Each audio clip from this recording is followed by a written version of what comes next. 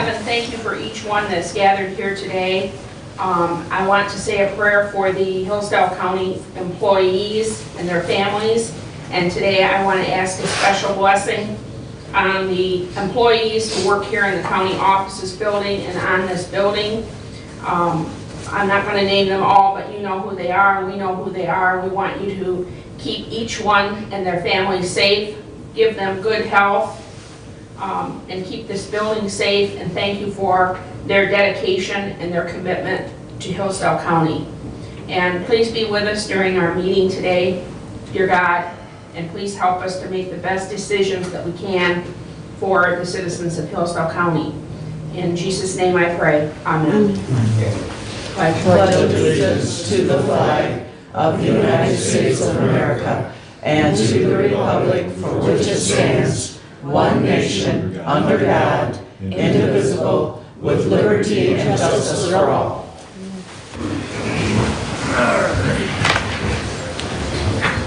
That brings us up to public comment. Anyone wish to address the board at this time? We will have another public comment at the end of the meeting.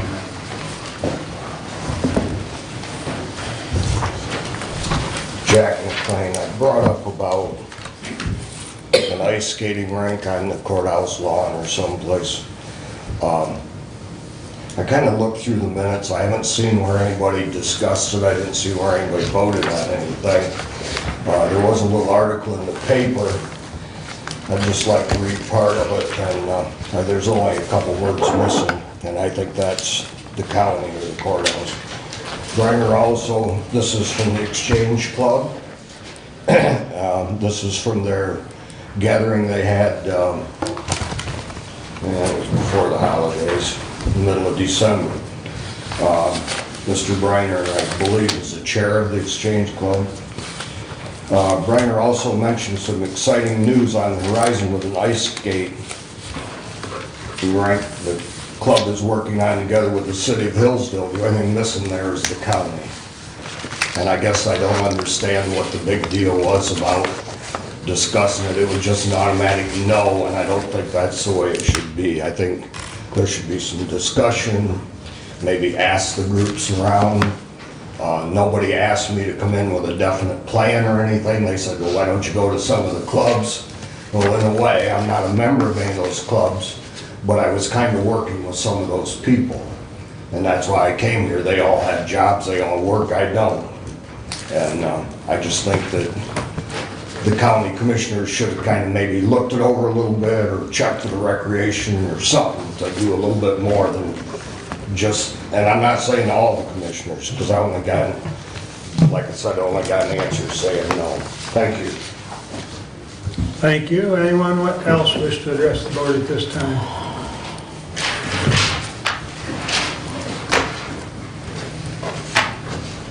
Good morning. Good morning, my name is Carla Malone. On your agenda today, I see you guys are voting in raises for the electric commission, and you're voting in to see if we get $60,000 on building stuff over at the jail. I don't see anywhere on the agenda that you're addressing the workman's comp for the sheriffs. You don't have road patrol. So when you're voting in people to get raises, and you're voting in, putting in new buildings under stuff at the jail, we can't even use the new vehicles for nighttime road patrol right now. So I think you need to address that before you're giving anybody raises and building stuff at the jail that, obviously, if it's for an interview room, there's nobody getting interviewed after midnight or getting picked up. So I'm not sure if this is just piled underneath a bunch of stuff, but there was a 88-page that was downloaded, available to go over your agenda for the day and what you're voting on. And I kind of went through that, and I think before you start giving people raises through the county that's retroactive, you should address $500,000 workman's comp deductible for sheriffs that are not patrolling now. Thank you. Anyone else wish to address the board?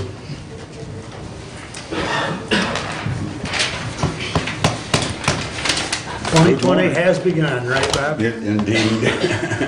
I did wake up on one side and roll right over and try to go back to sleep. But this, I've come to some conclusions, but I've also, made it very clear to the road commission. I'll let you know that I am putting in for the recall. Again, there's been like 0 accomplishments over the last 4 years. We've done everything we can to try to get them to do something. And it seems like we're still at a very big scale, on that issue. So I've already begun doing my paperwork, just to let you know that I haven't gone up to the state yet for it, but it shall begin. The next is I am, I gotta say, last night I got for the first time that I've seen some of the public come up and criticize a council, which is Scipio Township, because of the vote that took on the medical marijuana issue. That was voted as a yes, and they are saying that we're doing it in good conscience to protect or to do the best for the public, and voted it down. Wow. So when people come into this and ask for a vote, aren't you supposed to follow what those votes are? Don't we follow what the people want? You ask them to come in and vote. We need more people. We just need them in. Why can't we follow? I take the very best that Mr. Spencer is our township supervisor, and I truly think he was doing honestly the best for us. But at the same time, the people voted it, and we have to follow that much of it. At least try to, make it feel, better about voting. It's not being done. So please, whatever's going to come up in the very near future, I'm looking for people to come out and vote, which I'm going to go out on as much as I can and try to get more people to come out here and vote. So please encourage as much as you can. Thanks. Thank you. Anyone else wish to address the board? I'll be quick. Morning, Tim. Good morning. I just want to take the time, first one come up here and let you know when I disagree with something, but I want to thank Mr. Wiley and Commissioner Caswell for taking the time yesterday. We had a very good meeting, good discussion. I think we're all on the same page. And obviously our agenda is the residents of Hillsdale County taking care of their health and well-being. And again, thank you. Thank you. Anyone else? Penny Swan, City of Hillsdale. It's great that you're looking into countywide transportation like bus or whatever. I know at the city, it's not a break-even proposition with dollar ride, and I hate to see you take on something that's draining more funds out of the county. Thank you. Thank you. Anyone else? All right, thank you all. As I indicated, we will have another public comment at the end of the meeting. Excuse me. That brings us up to consent agenda. Ruth. There's just a typo on 20004. Okay. It's the date. Yeah, it's just a typo. I think it should be 2022 or 2021. Okay. That's all. Other than that, I'm good with it. Is that a motion to, Just a Amend. typo. We don't need I'll that. I'll correct it. Yeah, well, I'm saying a motion to approve the consent with Yeah, that yeah. clerical error corrected. yeah. Support. Moved and supported. Anything else on consent agenda? Hearing none, all those in favor signify by saying aye. Aye. Opposed? Consent agenda is approved. Correspondence is listed. I guess I'll open up the comments. I just wanted to make sure everybody took note that as far as the aquifer, Brian and I put it together a letter, and that was sent to Senator Shirkey, as well as copied to Eric, Representative Largazzi. And believe Brian and I are going to attempt to do the same thing to, as far as Indiana. In that letter, it indicates that Ohio's already pointed up $500,000 to help with the process of the geological survey and the monitoring of the aquifer. So if everybody would pony up that much money, we'd have a good start, but we'll see. So anyways, go ahead. I have a comment on City of Reading tip-off report. So this is good. But I'm wondering, we're going to get reports like this from all the tip authorities, right? I don't know. I mean, I can't remember that we ever have in recent years. Well, we've asked for it. Right. We've requested them. Right. State law, they have to. Okay. They can't. Is there a deadline to when we have to have them by? When do they have to have them by? I don't recall what the law change was. Okay. Good project for you. Okay, thank you. All right. Regular agenda. Need a motion to approve? Move to approve. I second that. Any comments or changes? Hearing none, all those in favor signify by saying aye. Aye. Opposed? Regular agenda is approved. That brings us up to our first standing order. Julie? Good morning. Good morning. Thank you for having me here this morning. And my name is Julie Boyce, Executive Director of Key Opportunities, and also Chairman of the Hillsdale Transportation Task Force. Many of you know that over the years, Dial-A-Ride has provided transportation in the city of Hillsdale, and Key Opportunities has provided transportation to the countywide. However, that has not been enough services for everyone. There are still many people who are not getting to medical appointments, not being able to get their jobs, shopping, and things of that nature. So through the Transportation Task Force, we have been exploring the possibility of combining, working together, and seeing about a transportation authority.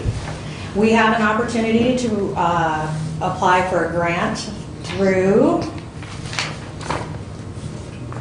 Michigan Health Endowment Fund. It is due January 30th, and this would allow us the planning monies to determine if this would be a good project for Hillsdale County.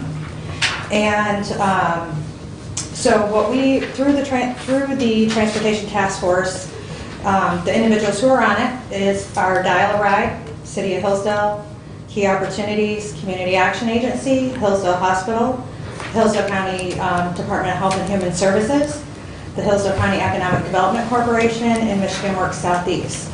This committee began by a meeting at the Human Services Network, and our drug court individuals were having difficulty getting to and from their meetings and or employment to be able to maintain what they needed to for the court order. So we had MDOT, many of the Human Services Network or Human Services entities in Hillsdale County, and we did come up with a plan to provide that transportation for drug court. Key Opportunities did a contract with them, and with MDOT funds, we're able to provide that transportation. However, many times, I have been working in Hillsdale County for 7 years. Through that time, I think I have been to probably at least 7 or 8 transportation meetings that have included employers, nonprofits, just a variety. And transportation always seems to be an issue. And in the most recent CAA survey, it is number 4 on the survey for the county. So it is out there. It's something that needs to be looked at to at least explore. And what we would like to do is explore that with this grant opportunity.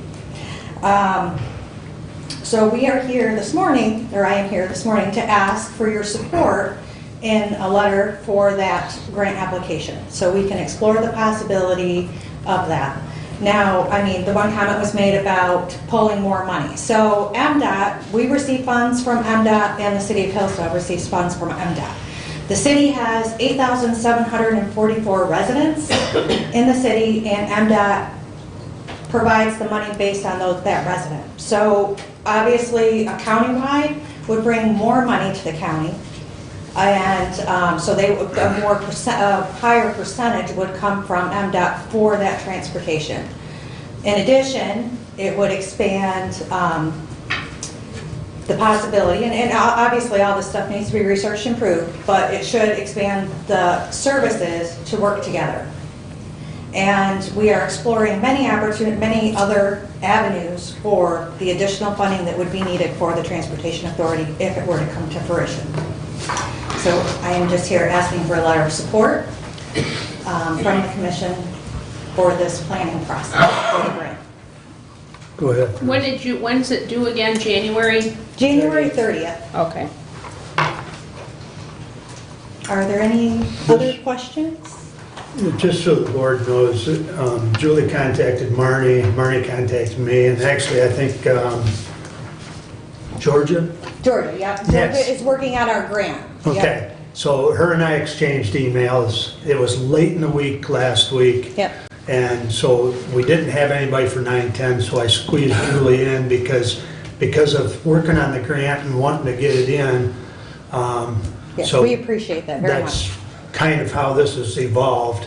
So it's kind of last minute, but I felt it was worthy of bringing forward because there's no question we need better transportation. So,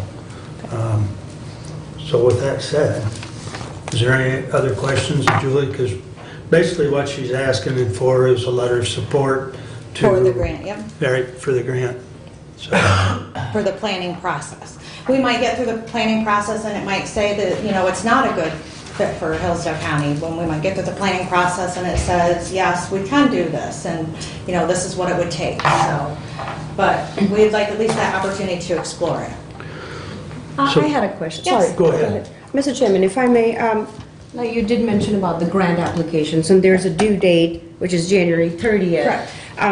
So, do you know what the dollar amount is of the grant application? It's up to $100,000 over a Okay. 2-year time frame. So Okay. it could be, we have not decided how much. So some of the things that we are looking at are, for costs that we would write into the grant are the website fee, possibly attorney fees, marketing, advertising, survey, trainings or consultants that may assist with this process, things of that nature. And it does not cover, sorry, No, not a problem. Consultant as it relates to the transportation? yes, as it relates to the And transportation. training, you're talking about what, drivers?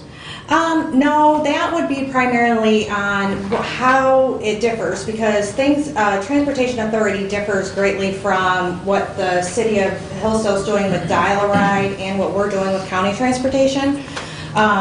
It would be maybe more of like a consultant in terms of how to tap into the funding is different, the process of it. So I think it would be more of that piece of it than the training for the drivers and such, because we do have a trainer on staff at Key Opportunities that does like the driver training, past training that encompasses anything that would need to be like to train your drivers for passenger safety and sensitivity is what it is, training. Actually, you know, when it comes down to training as it relates to, for example, CDL or, you Yes. know, in that direction, I think that, I'm not quite sure if it's being done with the consultant that you acquire Okay. as a team. I believe you recruit fully trained personnel Okay. so that they would be your bus drivers or whatever accomplishments you need. That's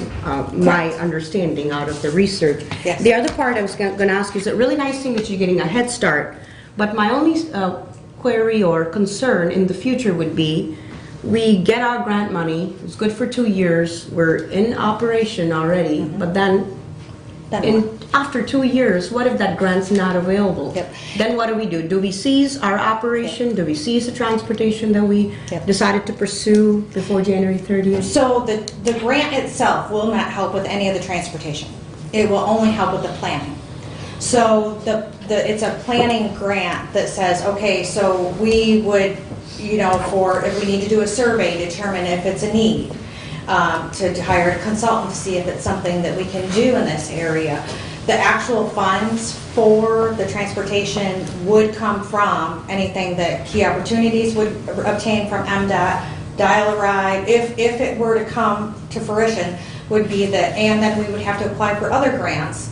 And the consultant would then be able to say, okay, are there other areas within MDOT that we can, because there's bus operating money and there's just a variety of funding streams that we may not be aware of all of them that we could utilize. Right, and so this grant is for your planning strategy? Just the exclusively? planning, yeah. So once this grant money has come and then you go in operation and fruition, like you just said, Yep. then you're operating. But then after some time, we realize that grant money is gone. Then will it fall back, the cost, to the county? No. Well, Will you cease operation? Well, right now, that's the planning part. That is the planning part that we have to determine what could we sustain. Key Opportunities has been obtaining grant money from MDOT for, I want to say, I've only been there 7 years, but I want to say it's been a good 15 to 20 years. So I think the part of it is involving the community. So right now, we also provide transportation. We have contracts with Hillsdale Hospital, the Veterans, Region 2 Area Agency on Aging, and involving those entities that also want to see their people get to their medical appointments, that want to see those people get to, like the VA, for instance, does assist with some of the, like we use MDOT funds, and VA gives a portion to get people to and from Ann Arbor or Lansing for veterans appointments, or Battle Creek, I'm sorry. As well as like Region 2 Area Agency on Aging. We work with them. We use part of the grant money from MDOT, and Region 2 would pay a portion of that to get. So I think that is all part of the planning process. We don't know until we get to that point till we say, what will it cost to run to Waldron every day? Or what will it cost to run to Camden? And how many routes do we need? And what employers need help with transportation? And I think that is the purpose for the planning. I would love to answer that question, but until we get to that point, I don't think I can. Right, so you're still in research? Yes, Okay, thank you. Yes, thank you. You need a motion. Yeah. Okay. So Julie, when, and I don't know, maybe I need to direct this to Georgia, but when do you expect to hear whether you get the planning money? I don't, May 15th, Okay, and the funds become available June 1st. okay. So perhaps later in the year, we could get an update? yes, if we get the grant, yes, absolutely. If we get the grant, we would start June 1st, and at any time, we will be more than happy to give updates as we're going along through the process. Okay, Yep. very good. Yes, Bruce? Has anybody read the grant on the commission so we know what we're getting into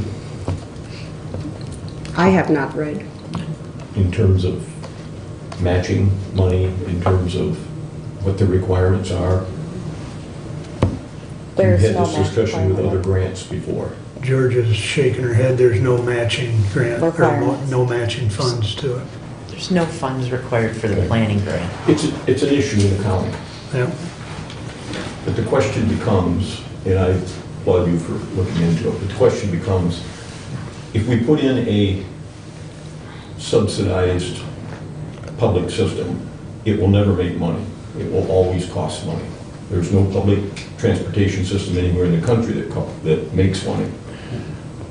By the same token, road construction costs money. That's not free either. We pay for that. So the question really becomes, what are we talking about, as the commissioner said, for long-term funding? If they expect to come back to the county, then we need to know that.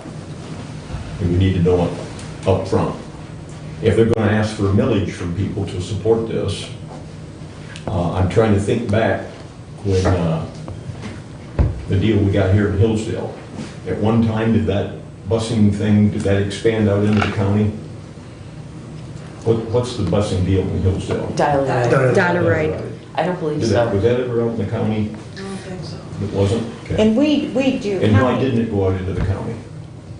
we do county transportation. You do some, what We you do can some. afford. Key Opportunities does. You do some, Yes, what you can afford, okay? yep. But obviously, that's not enough, or we wouldn't be looking at all this. Correct, correct. So, how much does the city of Hillsdale subsidize dial ride? Do we know? Or do they have to kick in every year in order to keep it going? I'm told 55,000. 55? David, do you know? That's the approximate numbers, about 55,000 is what we put into that. So, all I'm saying is, we need to go in this with our eyes wide open. No, grant money will not always be there. I can tell you that right Yeah, now, that's right. okay? That's my fear, Because they're so. gonna come back and say, well, Yeah. we need to do this, we need to do that, and they're gonna want county money. So we need to seriously think about whether or not we want county general fund money going to this. There needs to be a honest, upfront explanation of where they're gonna get their money, because the grant money won't always be there. And the other alternative is, what else could be available? Now, DHS hires people who volunteer, they pay them mileage to bring people in. How did you handle the drug court graduates?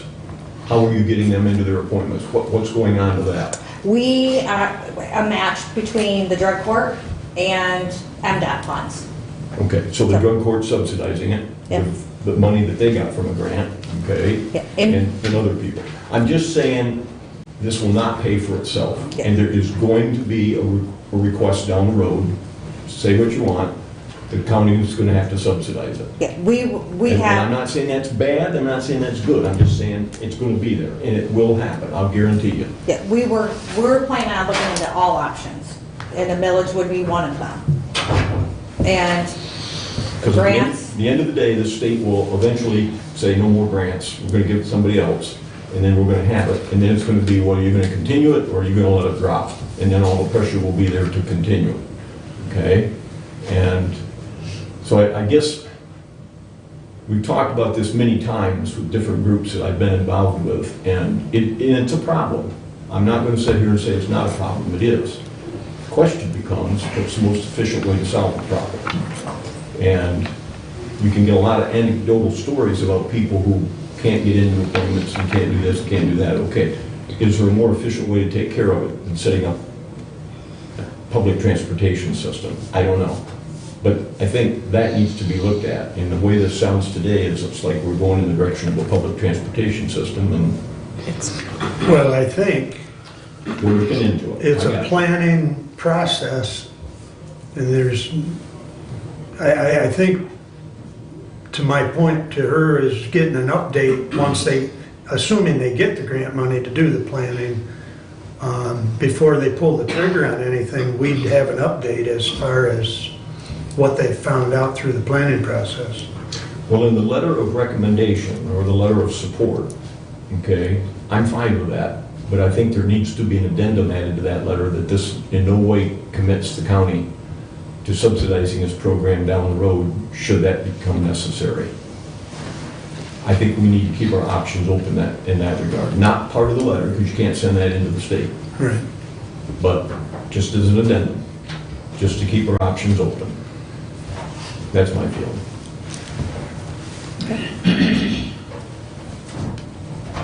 Okay. You and I get together on that, how to do something to place on file, much of what you're saying, you know, as far as the addendum. But the letter of support would be just that.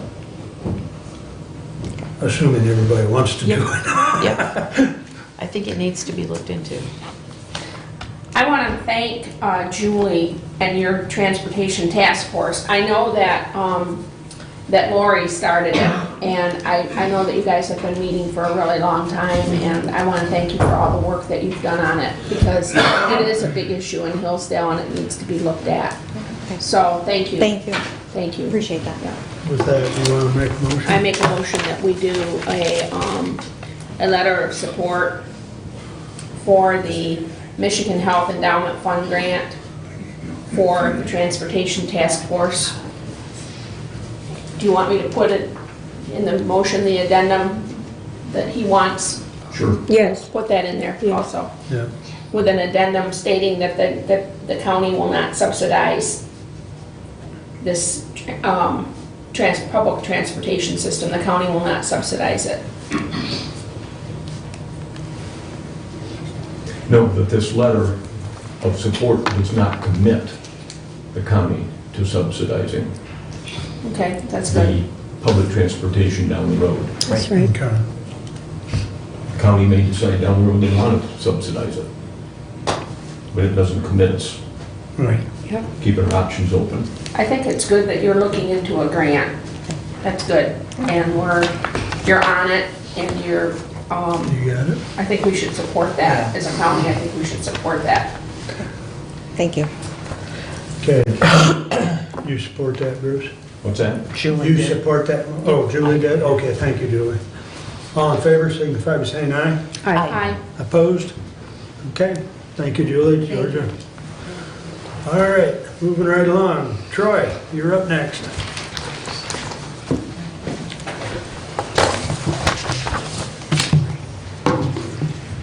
Good morning, my name is Troy Schnabel. I'm an enrolled actuary with Watkins Ross.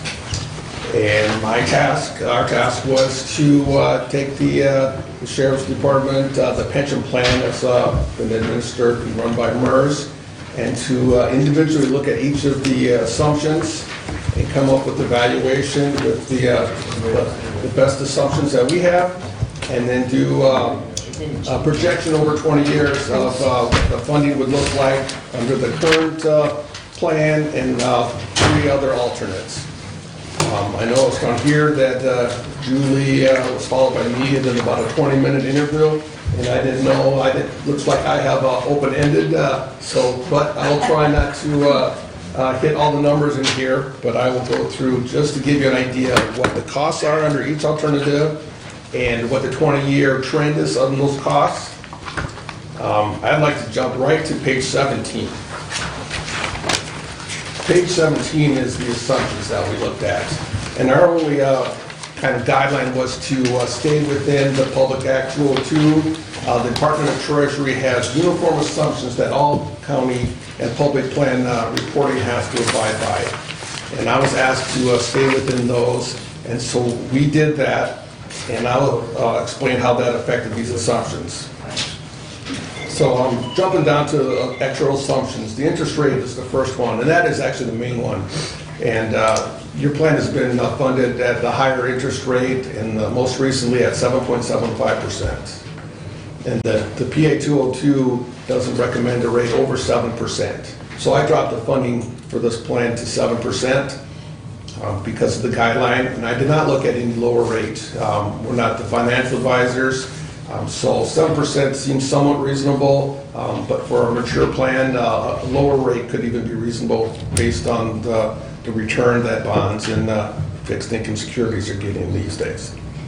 The mortality table is the most recent table. There's not much change from the MERS plan. I'm using the plan that came out just this year, using public table mortality based on a study of only public plans.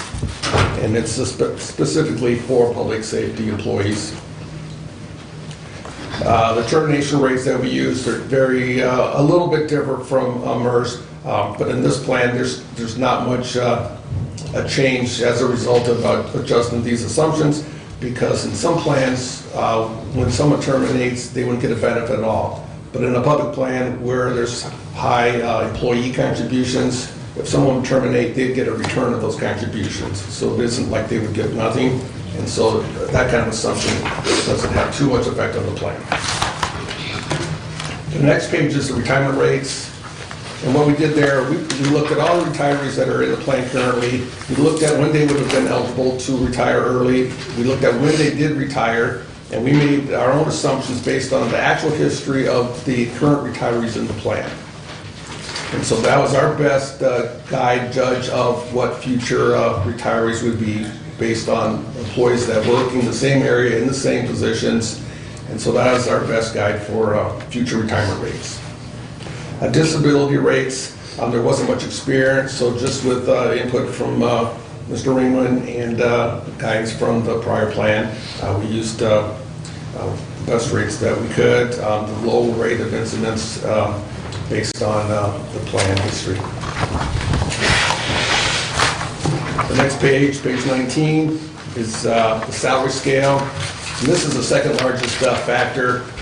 The MERS plan that you currently have is assuming a starting annual increase on wages of 3.75, and then it has a relatively high longevity increase on top of that. So that's assuming quite a high increase every year. And so when you project what the retirements will be, 10, 15, 20, 25 years later, those numbers get highly inflated compared to what we saw. And so when we did a salary study, we had salaries from higher for most people to current age. We did a trend of salaries, and we came up, the plan is just under a 2% salary. So from a 4% assumption to a 2% assumption is a great difference on what we're expecting that we need to fund the plan. And I'll cover the amounts when I get to the page 2 in just a second. Percent marriage, that doesn't matter too much. Going 100% is just a little more conservative based on joint survivor annuities. And the form of payment is 100% choose an annuity because that's the only choice there is. So with those assumptions in mind, then let's take a look at page 2.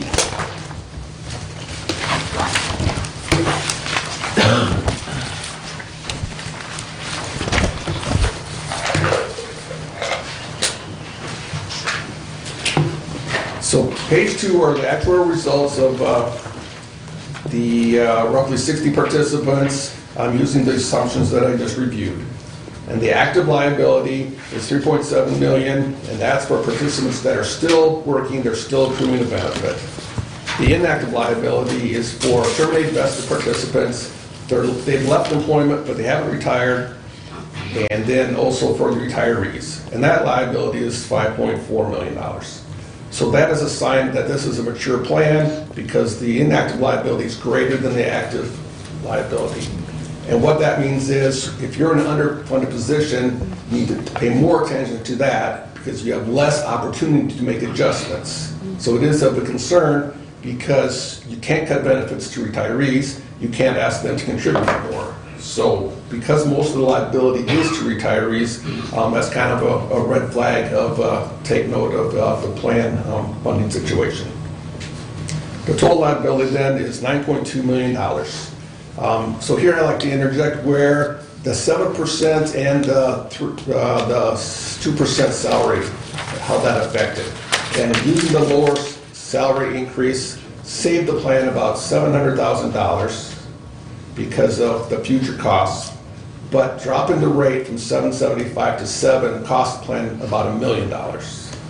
So by bringing in the assumed future discounting for all those years into the future to 7%, it's only 0.25%, but over that much time, it did affect the plan $1 million. So that's out of $9 million. So looking at $9.2 million, your current assets are $5.4 million. So that is an unfunded position of about $3.8 million. The normal cost is the cost of the new benefits for each year. So that's the first thing you need to pay each year when you make contributions, $138,000. And then you have an amortization of that $3.8 million that you're behind on and that you need to catch up over time. And the Public Act 202 says you need to do that within 20 years. You can't extend it beyond that, otherwise you're not making any impact. And that cost is $288,000. And that cost on my results are higher than they were on the MERS results because when we changed from 3.75 inflation to a 2% inflation. 3.75 says you start with a small amortization, and every year it increases 3.75%, which means by the end, you're doubling that amortization. So you're barely paying the interest off that way, and so you're just pushing that liability farther down the road. Whereas if you only have a 2% inflation, it's a more level, and you're paying more of that unfunded off. Besides the interest, you're paying some principal down, so you're making some progress. Not as much as if it was flat, but that gets rather expensive.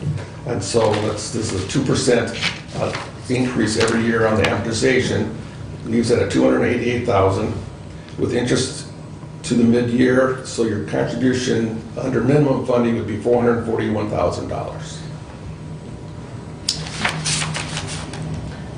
If you have any questions, I'll jump in now instead of the end, because then I want you to understand this. And so with evaluation salary, that's salaries that we expect to remain, so that those are the basis for the contributions of $1.8 million. That's $187,000 of contributions at a 10% level for the employer. Remaining would be $254,000. That leaves a 14.05% contribution for the employees. So this is year one, and so this is the first scenario. If you turn the next page. So this is projected results over 20 years. And on this page, I just want to hit that on the second column, it's the number of actives. We're starting with 34 actives, and then what we did, as each person is assumed to retire, we replace them with a new participant. So you see that each year there's 34 actives. The normal cost on the last column shows that over time, salaries are going up, so the cost each year just for that year's benefits is going up. Nothing else on that page I really wanted to look at. This is, the next 3 pages include this scenario where everyone remains in the plan with a 2% of compensation formula for your benefit. The next page, on page 4, is just a chart of the benefits. And just to look at, the lower color is yellow, and that is showing the active liability.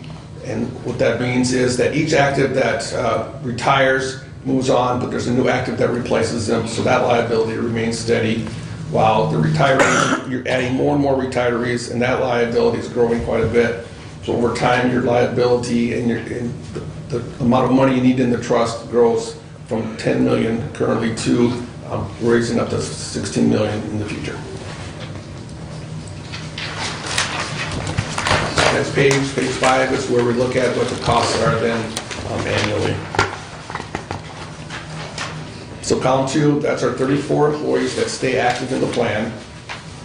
The normal cost starts at $138,000, and since it's also based on salary, you can look down that column, and that's growing each year at roughly 2%.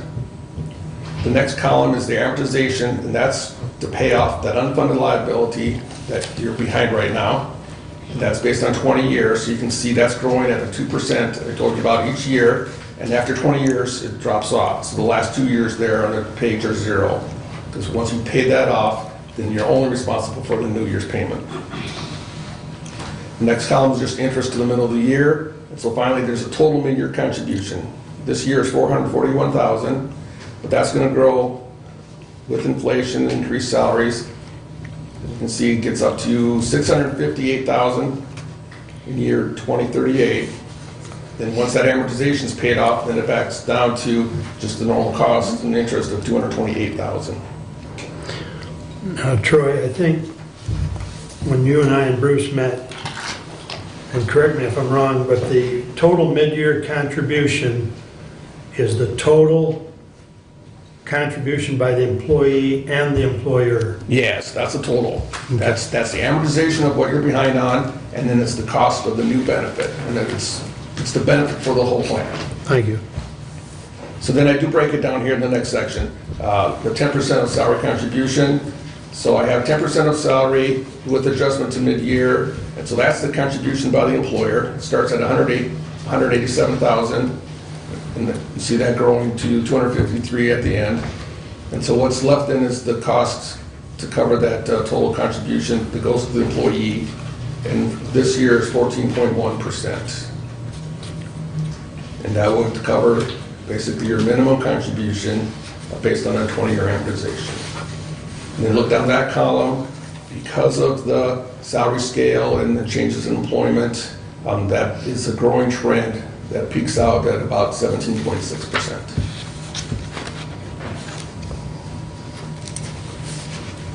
So the employees are currently paying 14.1% of their paycheck into the retirement fund. Yeah, And you're under MERS, projecting, it's... based upon what you've given us as assumptions, you're projecting that's going to go to 17.6%. Yes. Under the MERS plan, I believe it's 14.6%. So this came out just a little bit less, but it grows over the 20 years. Any other questions on this first scenario? I just have another question, and then going down to the same page 5, here it is, 2022 and then 2023, it remains the same percent.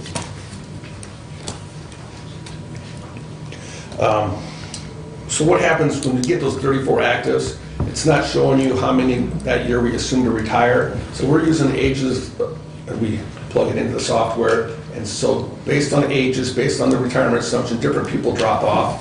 So it could be there's a year where 2 people drop off and the following year there's nobody. It could be something like that, or it's rounded to one place, and so it could be just one rounded up and one rounded down. So Yeah, the reason I asked, both the 2 years is the same percent that the employee would be paying, 14.9 twice.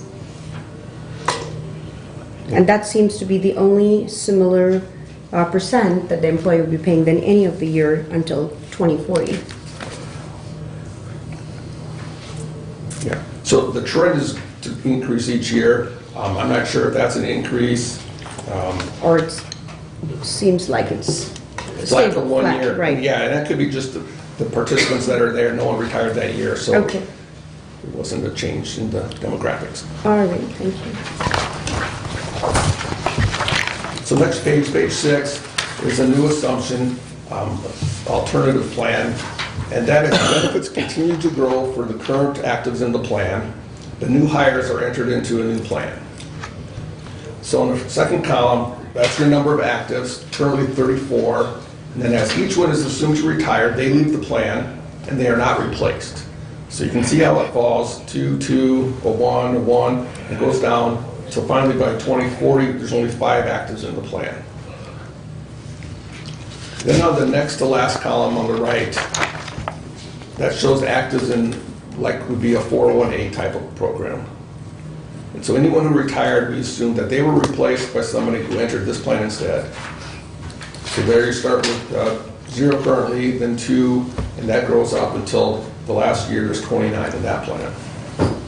And the last column is the salary that those employees have, and that's what we'll be basing their benefit on. So instead of looking too much at these numbers, let's skip ahead. The graph just shows that this plan then kind of peaks and then kind of falls back down because you're not adding new employees to the top. And so you can see on the yellow color on the bottom of the graph, it starts out high, and that's falling off because each active, as they retire, they go into the middle red section, but they're not replaced. Then on page 8 is the contributions for that type of plan. So the third column in is the defined benefit normal cost, the cost each year for that benefit. And this year it's $138,000.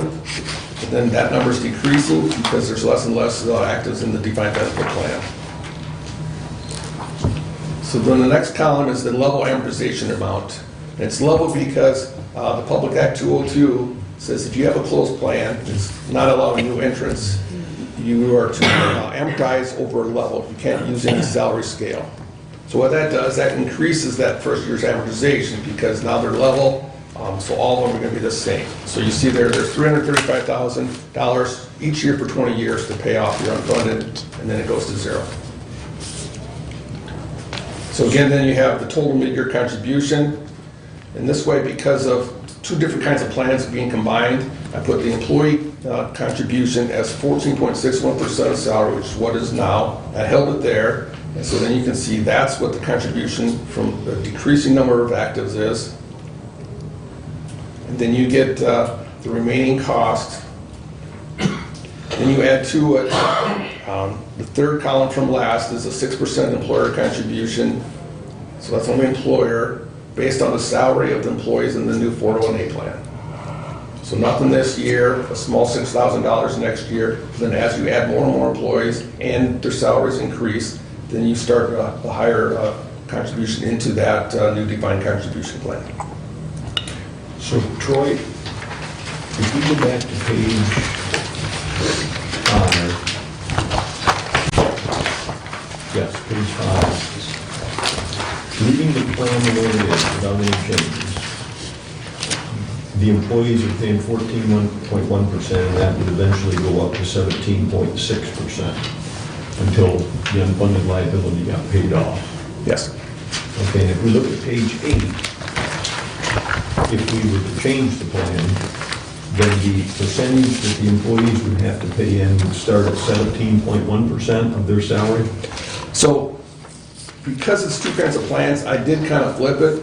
And so there, the employee contribution's in the middle at 14.6. That last column, Troy, is the counties. The last column is the counties. Yep.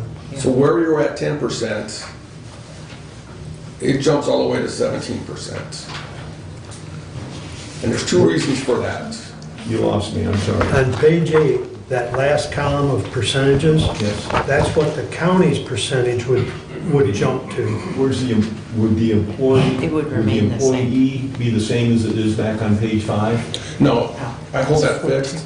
And so that's the middle column in page 8. 14.61, Right. Yes. yeah. and that would be steady. That's steady. Right.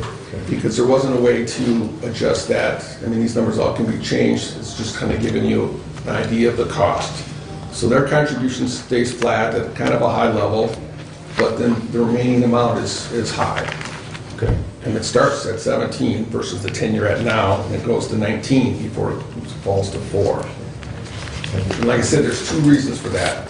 One is, when you close the plan to new participants, the Public Act requires a flat amortization. So that's $50,000 right there on the first year. Now granted, future years will be less because you're paying more now, but you're starting off at a higher rate.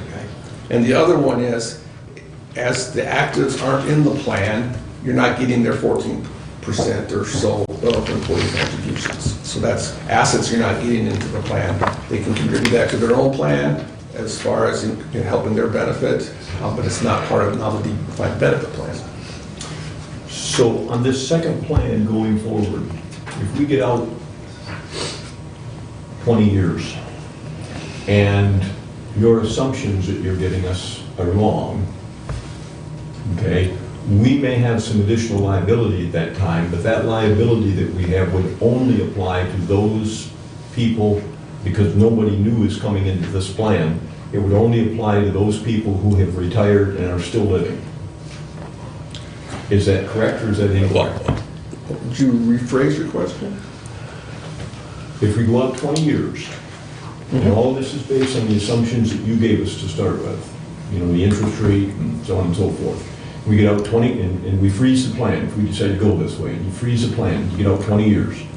And then we find out at that point that your assumptions are wrong, and that the money we've been putting in is not enough to pay off all of the liability. The liability we would have left would be the liability just on those people who are retired and still living. Obviously, if they passed away, then it wouldn't be The there. liability, so say we have a 7% assumption on our assets, and over 20 years, we get 5%. We're falling way short of what we need to be paying the benefits for the current retirees. So I don't know, I think your question was the nature of a defined benefit plan, that costs to the county. That would cost the county. Yeah, because retirees have been promised a benefit, they are due that benefit. You can't cut the benefit, and you can't ask them for employee contributions when they're not working. Right. So that shortfall needs to be made up over time, but by the county. Okay, and the point I'm trying to get at is, with that liability, should it occur, with that liability would be considerably less, because we don't have active employees that we're covering now, and part of our retirees would have passed away, so we've got a smaller group that we've got that liability on. Is that accurate or inaccurate? I think the essence is accurate. By closing the plan, you are having a smaller plan. And so your liabilities are less, and so any shortfall is by nature going to be less. The only problem to look at is by doing that, you have less assets going into it up front because you're saying there's less actives, and so they're not putting that money in. So you have less assets to start with, and then it also matters, what's your contribution rate going to be? I mean, are you going to do that 17%, or as a board, no matter what the plan is, are you upping the contribution to get it out in front of it? And if you make ample contributions and get the plan well funded, then there's methods later on that you can do to insulate yourself more than taking all that risk. And that could be by lowering the rate and investing in more of a matching type of securities to get more of a cushion. But to your plan, as I mentioned, it's a mature plan, and so these are important questions. Another measure of mature plan is that your contributions are around $440,000. Your annual outgo is about $460,000 to retirees. So the money you put in the plan goes out right away. So you're not really funding the shortfall plan that you have now.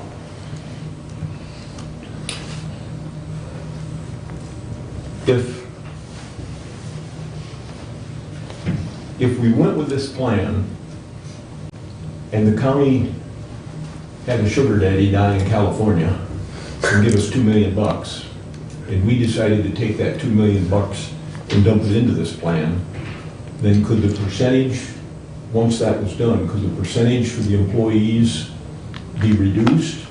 Or if we were to adopt this plan, would that percentage that you're estimating there, would they be stuck with that all the way through?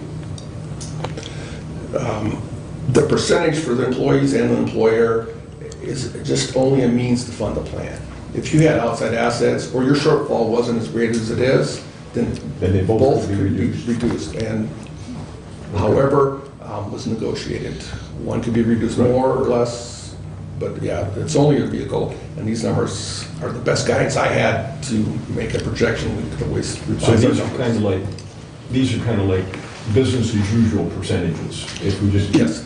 But if something wonderful happens and Bill Gates decides to give us some of his stash of money, these percentages could be changed. I would imagine it would be great. Thank you. Troy, on page 8 that we're talking about, the county's total cost would be the 335 plus the 401 contribution, is that correct? So, going across the top row, the Right. mobile cost is the cost of benefits, $138,000. Right, A higher level, because it's level, the amortization is $335. Right. You have interest to mid-year, so the total for the whole plan is about $490,000. okay, thank you. So then I see their employee, we put that at $180. Yep, So the remaining is the employer. gotcha. And then you add to that the defined contribution plan, which is zero the first year. Right,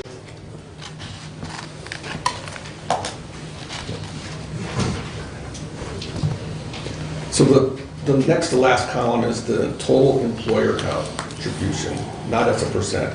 So it's 308, 317, goes into the 400s, and maxes out at 447. That's the employer only number. okay, thank you. Any other questions before I go to the next alternative? Okay, page 9.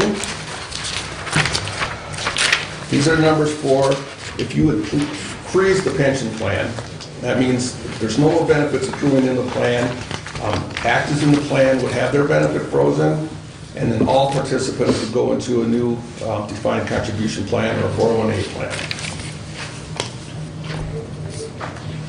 So in the second column there, that's the actives with the frozen benefit. So that's the same column. It just shows how many actives there are, but their benefit's frozen. So the next to last column shows that we have everyone in a 401A plan. And the last column is the salary that then benefits will be based off of.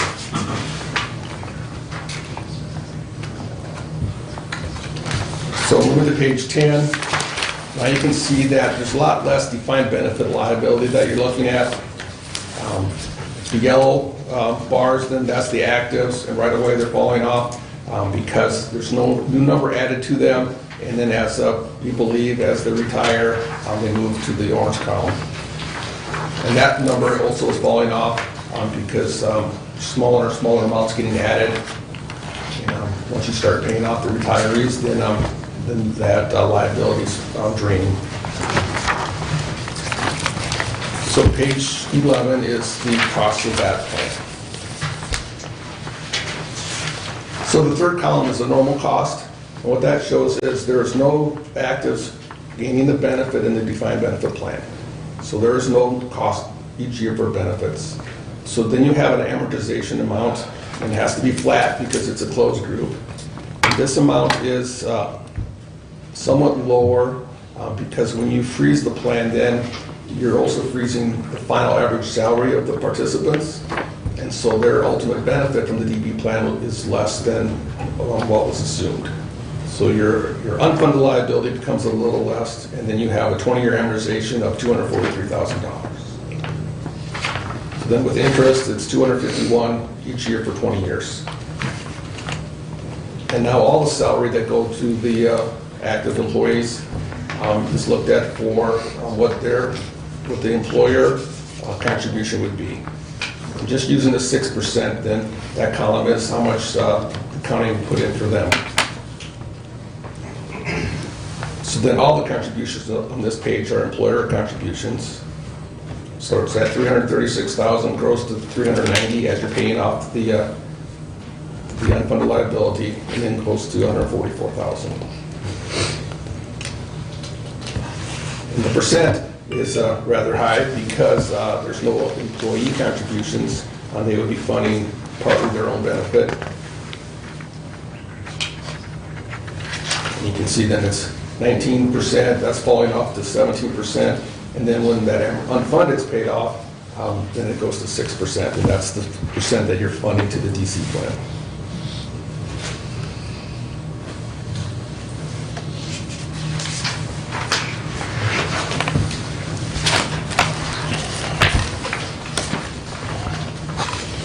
So those are the three main alternatives. And then just for a comparison, there's a fourth alternative, and that is in order to fund the plan better, what if there was a slight decrease in the benefit formula? So instead of a 2% annual years of service times 2%, it's years of service times 1.8%. That's only for future service. So then it does change the benefits a little bit. The active employees are all 34 for all years. So if you skip to page 13, it just shows, hard to see on this page, a little bit decline in the active liability because the benefits aren't growing quite as fast. So going to the last page, the main change is the normal cost is a little less because each year's benefit isn't quite as much as it was. The same 10% of salaries going into contributions. And so what was changed is on the last column, the employee percent. So it was at 14.1, under this scenario it's 13.2.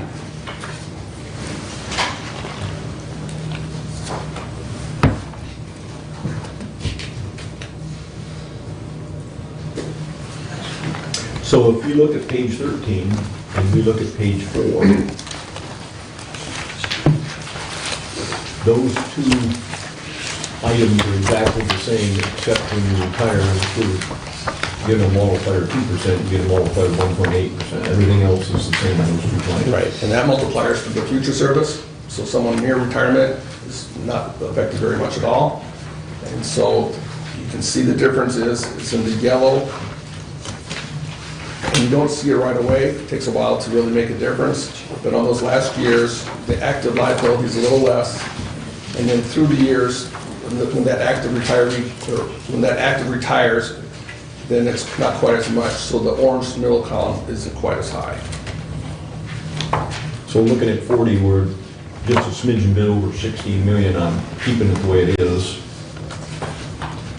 And on page 13, if we just changed to 1.8%, we'd be a smidgen bit under 16 million. Yeah, so 15.5 or something. Yeah. Okay.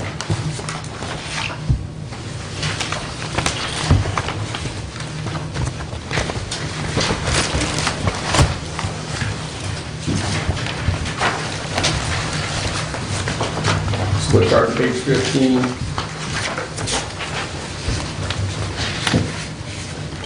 Is a chart of expected defined benefit payments. So this is only payments to retirees under the defined benefit plan. And you can see the top two. The top one is keep the 2% for all years. And you can see those you're paying out almost $500,000 now annually as benefit payments. You can see how that grows. And kind of has a curve at 2044, and then continue to grow as the new young actives start retiring, and that gives you the highest amount. The next one, the green one, is if you change future service to only a 1.8% multiplier. It follows the same path for many of the years, and then you can start to see it separates just a little bit, but still has a high tail on it. Where you're making the bigger changes, if you close the plan to new participants, but keep the actives accruing a benefit, that follows the same path, and then it curves down as there's no new actives retiring because they're not in this plan anymore. So then you start seeing that it starts falling off. And then the last one is the frozen plan, and you can see right away that's in effect because no one's adding a new benefit if you close down the growth of the new plan. So those liabilities are a lot less.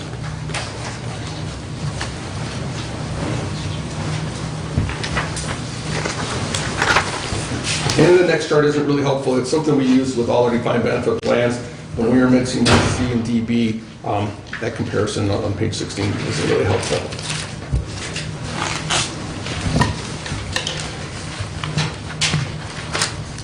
So that's all I had to present from the report, but I'll take any questions or. Bruce, you get a question? Is it safe to say that I've been the rater and rater when it comes to the assumptions that our plan has had for itself over the last few years? Is it safe to say that MERS creates their assumptions for the whole state and then applies it to everybody, and they don't individualize as you've done with us here today? Yeah, for a vast majority of the assumptions, that's the case.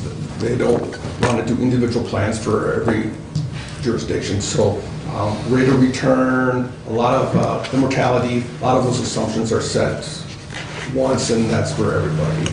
Now, the tailor plan too, we have a 2% benefit with a no max, so that's specific to your plan. But a lot of the assumptions, they're just statewide. And if whatever we end up deciding, if we end up deciding to do something different than we're doing now, we could just continue the way we are, and we all see where that's leading. But if we decide to do something different than we are now, do we have to pull out of MERS, or could we stay in MERS and just follow these guidelines and put the money in, even though they're telling us we don't need to put that much in? It's always beneficial to fund more than the minimum, especially when you're in an unfunded position, because say this year, what did the S&P do, or the NASDAQ, 30% or something? But that's 30% on the assets, which you're only at like half funded. So your 30% didn't apply to all the benefits, it only applied to the assets. So you really need to amp up the contributions to get up so you can actually even make money on that money. Okay.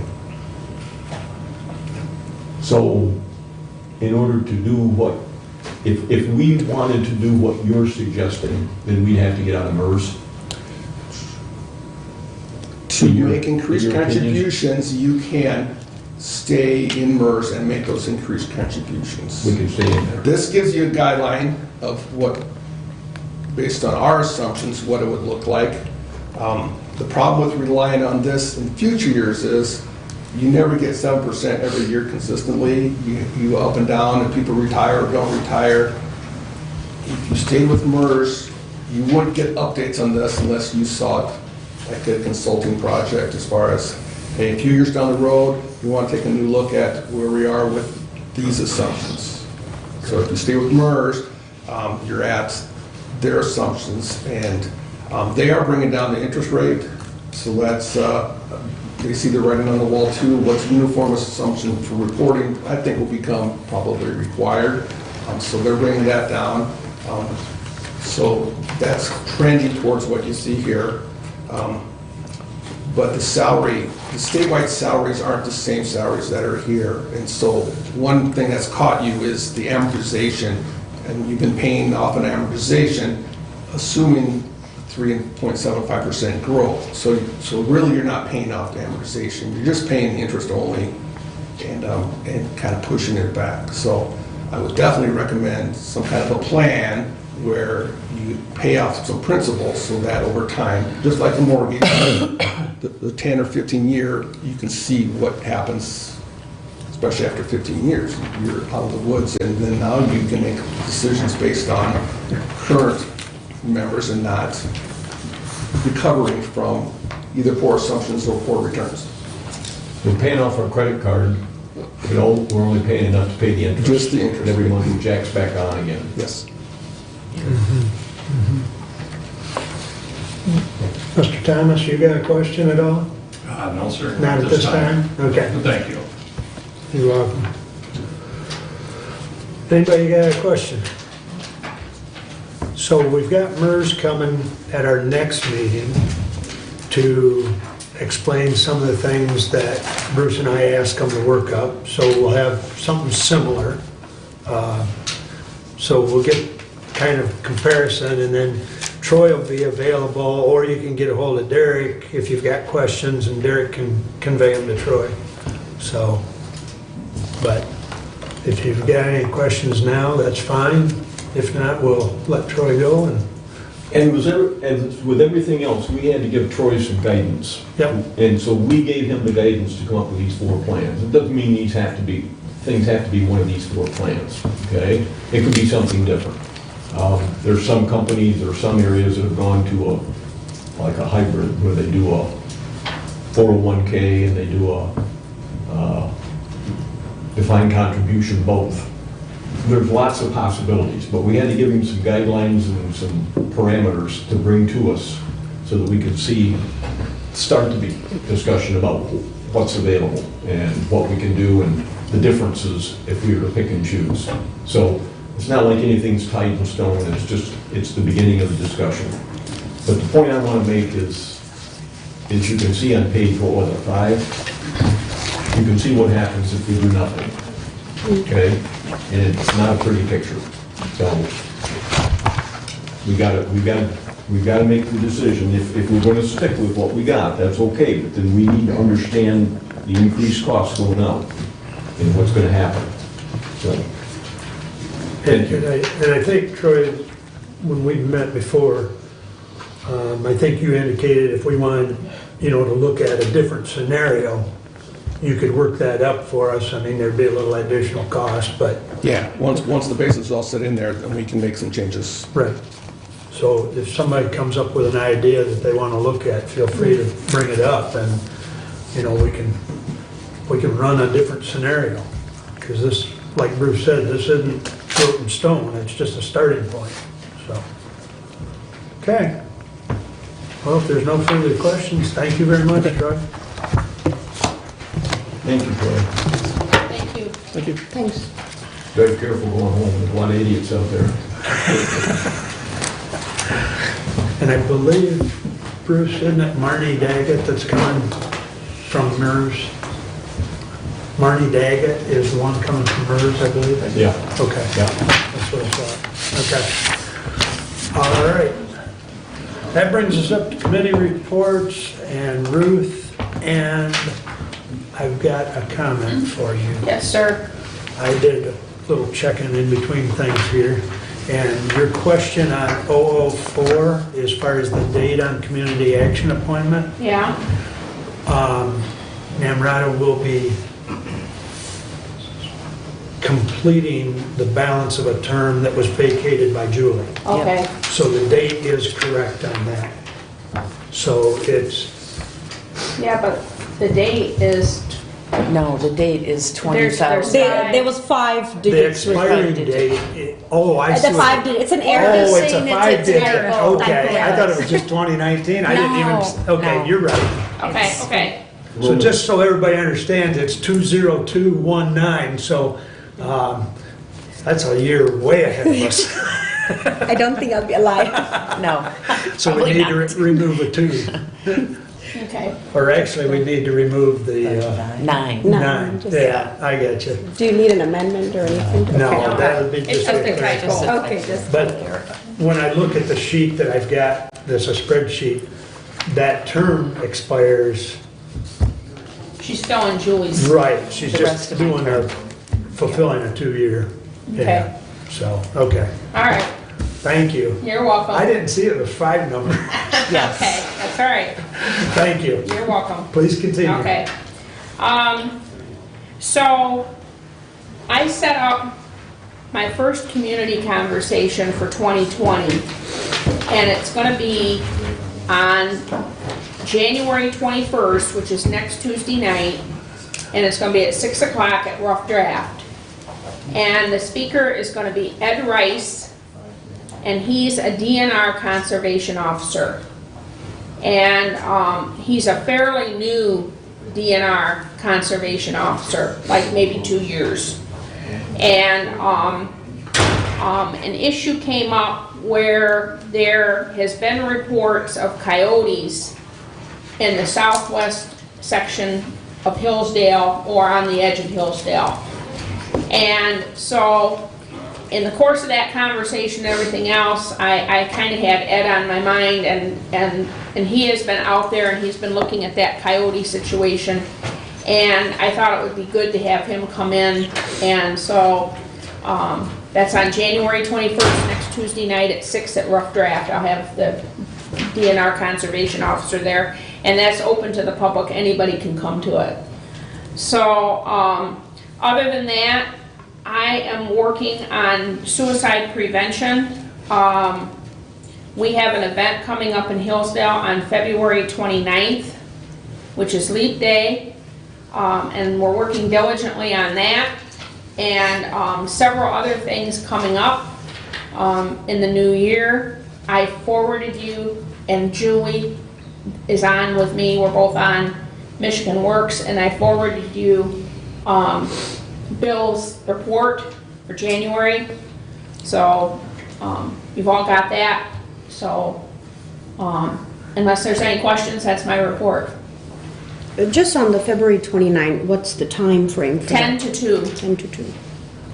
It's called Islands of Wellness, and it's a mental health awareness event for families and kids. So our goal is to have 50 families there, middle school age kids. It is the 8 islands of wellness are spiritual, financial, physical, emotional, environmental. There's 8 islands of wellness, and families will come in and get a passport, and they'll walk around to the islands. And this is geared towards middle school kids, so they will have a little activity at each island that they will complete and get their passport stamped. And once they go around to all 8 of them and they get ready to leave, then they get a prize.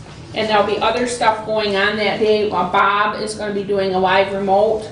We're going to have a bounce house, we're going to have hot food, we're going to have stuff going on. So 10 to 2 it will take a family about an hour to go through this whole thing. So it's not, it would be something that a family would come in and go to for like an hour or maybe an hour and a half max, and then they would leave.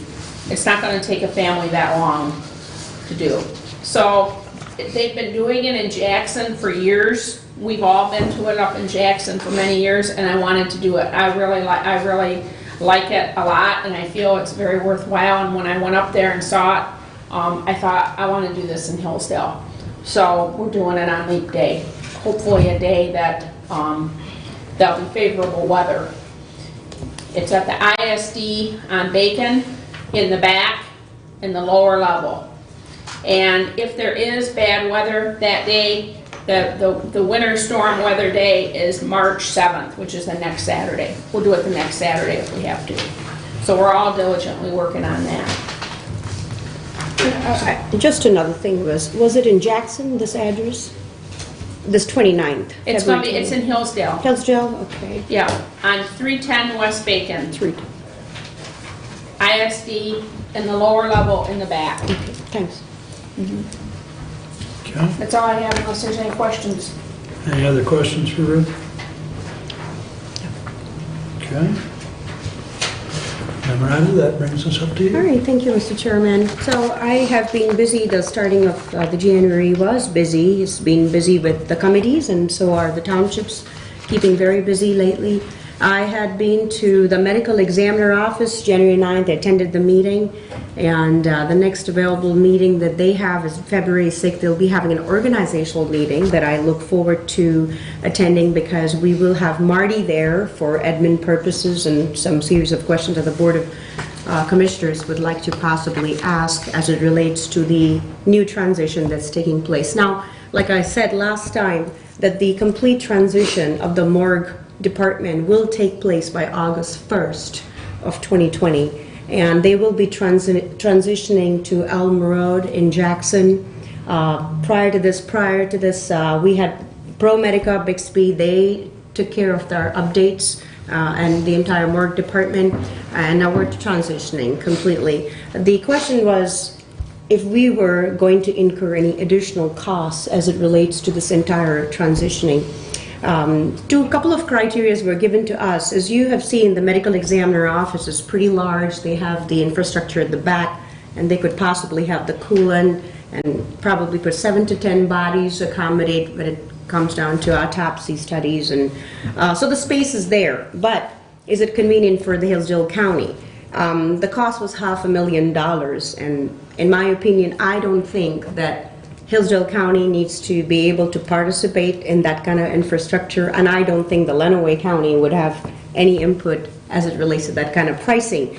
The best option that for Hillsdale County that I agreed was cost effective, which was to agree with Dr. Bader to have the entire transition to the Jackson County. The only charges that we would have is per case, and that's roughly about $70 per case autopsy.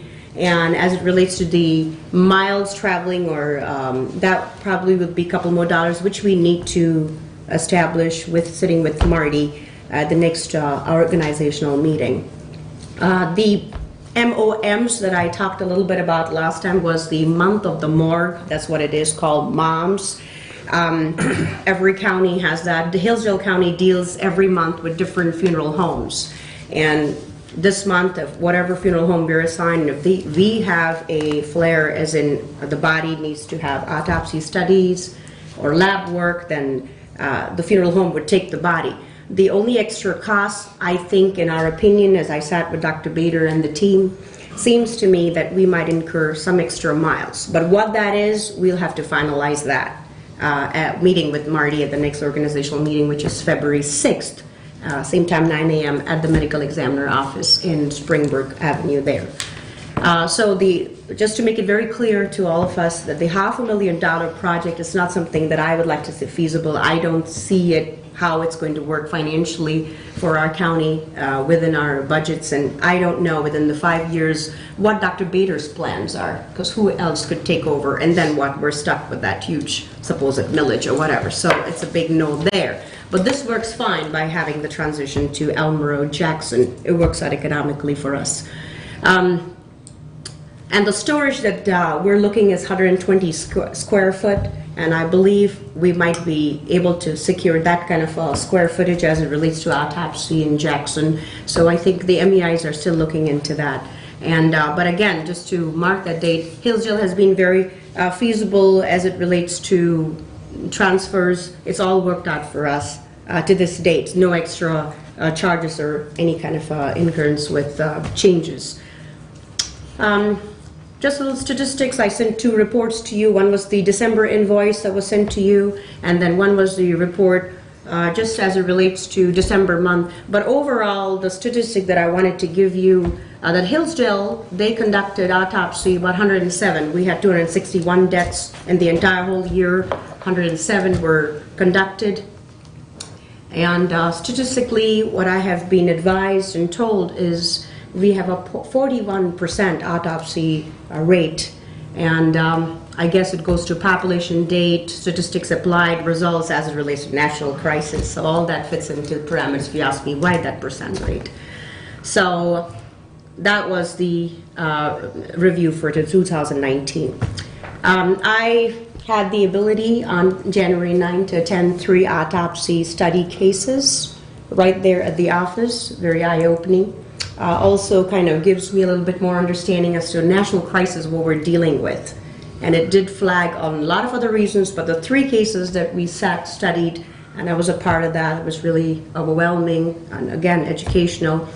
2 of them were opioid, 1 was alcohol related. So, you know, we know statistically national crisis, why, which direction, what's going on, and as Hillsdale County, what are we enduring as it relates to the death of the autopsies and what we find.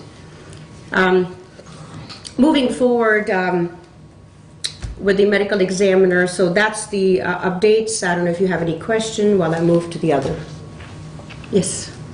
You asked me to call the funeral homes, and I did, and they said they were fine with the mileage. They said it's just about the same going up to Jackson as it is going about 3 miles, right? So they Yeah, said it's no big that deal. sounds good. Don't worry about So it. that's really good. Okay. Yeah. Good. So we're Thank you. saving there as Hillsdale County, so that's really good news again. Sorry. Oh, sorry. No. But you think the, excuse me, the average cost is going to increase about $70 though, per autopsy? No, it's going to remain the same, It won't 70 remain the as same. per now. Going forward, if there are any additional costs that's going to be incurred, that admin, that would be Marty, is willing to work with us, but till now, right now, we have $70 per case. You see, we're not leasing the room, or we're not leasing the autopsy department in Jackson. We're just only doing per case, because that was my question. Are we going to lease a room as it relates to the cost that they gave us? Like, oh, let's do a $500,000 project and have a new infrastructure right behind the medical office, because it's empty, you know, it has a lot of storage, and it won't work for us as of now. I don't think so, financially, you know. But this works fine. But this idea of having transition to the Jackson County was straight from Dr. Bader's office, and that's how they're fine with it. And again, with the way funeral homes, we have their transportation department, how we're working with, works fine for now. So no increase as it relates to that. So that's just good news. Just wanted to let you know that. Just a point of information, Commissioner Gaines, $75 I think is for when they send somebody out. It's Okay, I $75. just The misunderstood. autopsy, Okay. if they do an autopsy, it's $960. Okay. Okay. Yeah.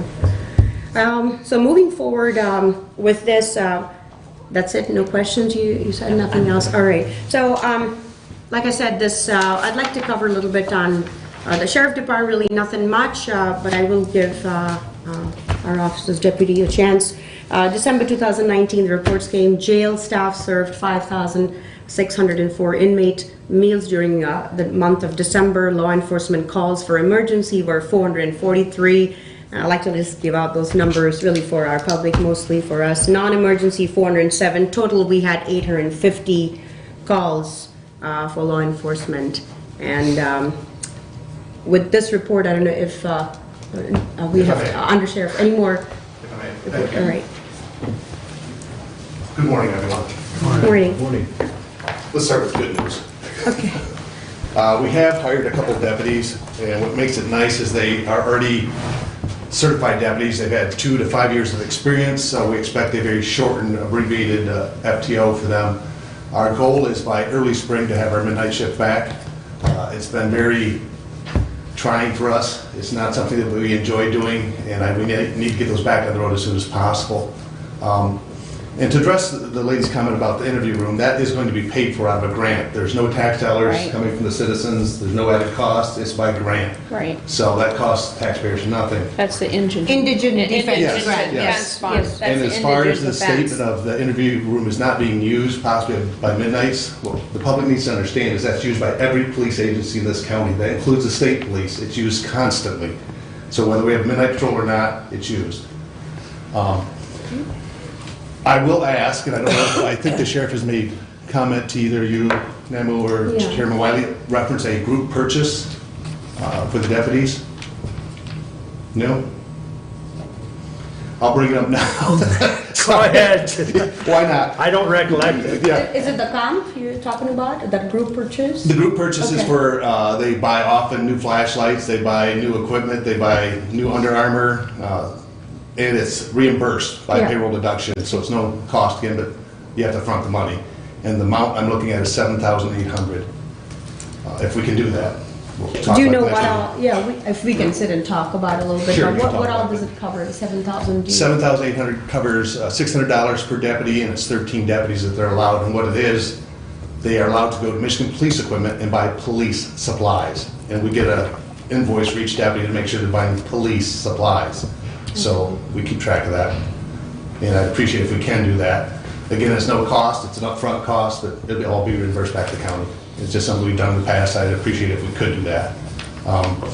We have, our jail population's been pretty steady, not overcrowded. The issues we are having is probably 5 to 6 of our inmates are severely mentally impaired. And they're acting out constantly.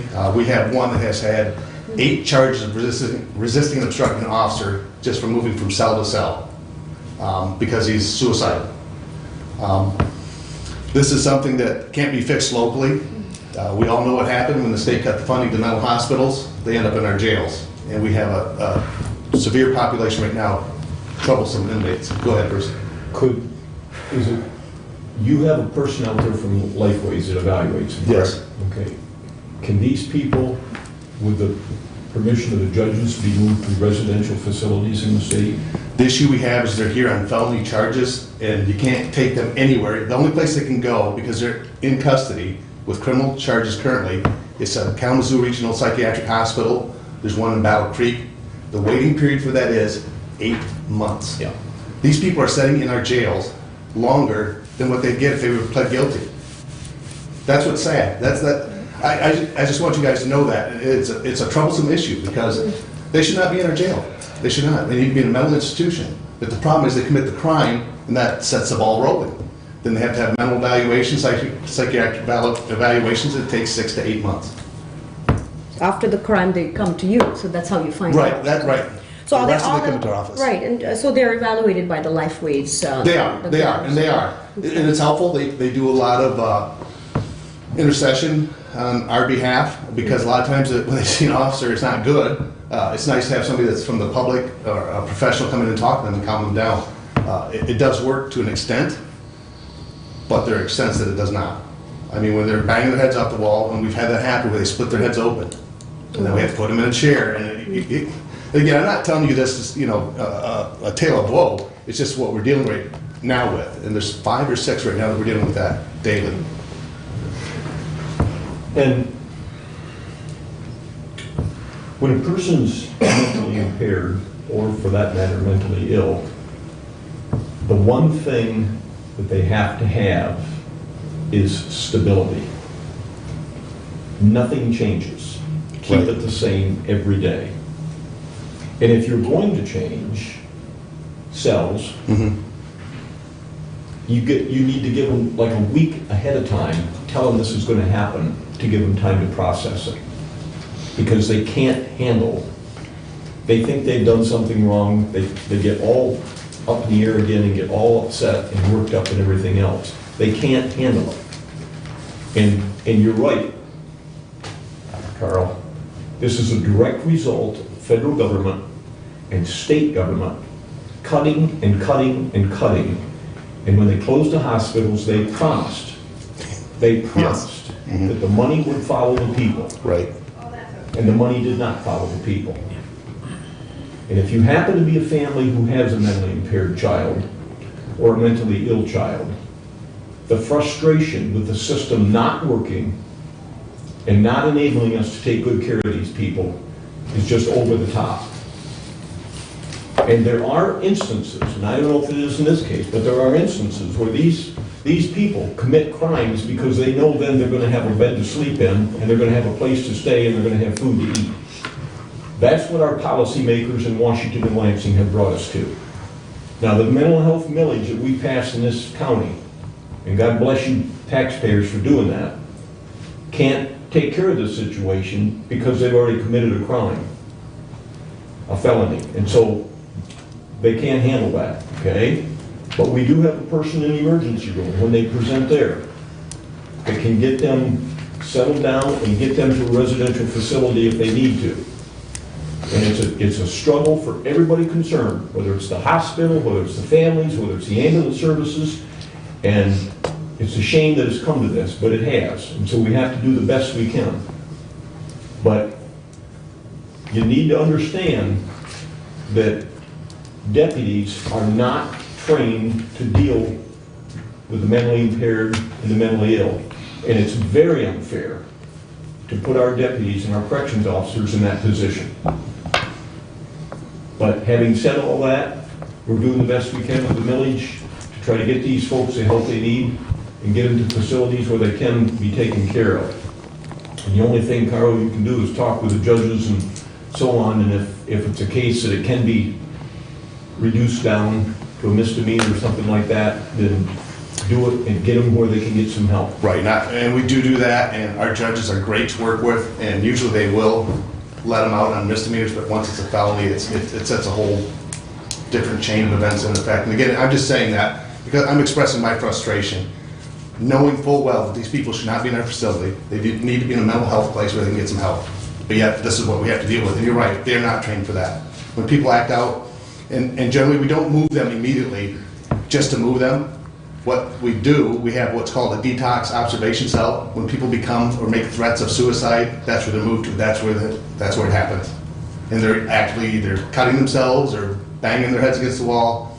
And at that point, they're in crisis. And I can tell you, I can't thank you enough and the taxpayers enough for having Gail there for mental health. She's been a godsend. And it makes a big difference. And people need to know that their money's not being wasted. It's actually doing good. And the sheriff and I both are strong advocates of the mental health. We do not like having people in jail that should not be there. They just should not be there. They should be getting help, not being in our jail. But I'll step off that bandwagon. I do appreciate that. Other than that, I think we're pretty good. I know that you'll probably be approached very soon, if you have not, or get some communication about being a sanctuary county for the Second Amendment. And I will tell you that the sheriff and I are strong supporters of the Second Amendment. That goes without saying. That's not an issue. We strongly believe in that. Our only issue is that we're going to say that we took an oath to uphold the entire Constitution. That's part of the Constitution. So, with that being said, we strongly support that. What the commission does is up to them, but we're strong supporters of the Second Amendment. And people have a right to keep and bear arms. That's all there is to it. Yep. So, I thank you. Any questions? Go ahead, Bruce. Back to dentists. Yes. Sorry. Yes. You took some folks, not you, but Yep. the sheriff's department, took some folks to the dental clinic. Yes. And Sheriff Parker was up here before, and I had gotten some more bills through from dentists, private dentists, for costs for pulling the teeth of the drug addicts, okay? And I said, the bills are pretty expensive. I had a tooth pulled myself for $180. You guys are getting charged like close to 300 over. Mm-hmm.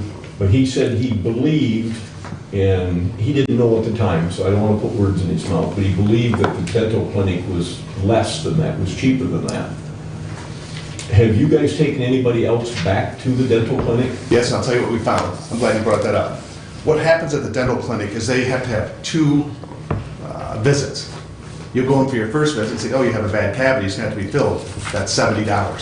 Then they make an appointment months down the road. That's our problem we have with them, is that they charge for 2 appointments to pull a tooth.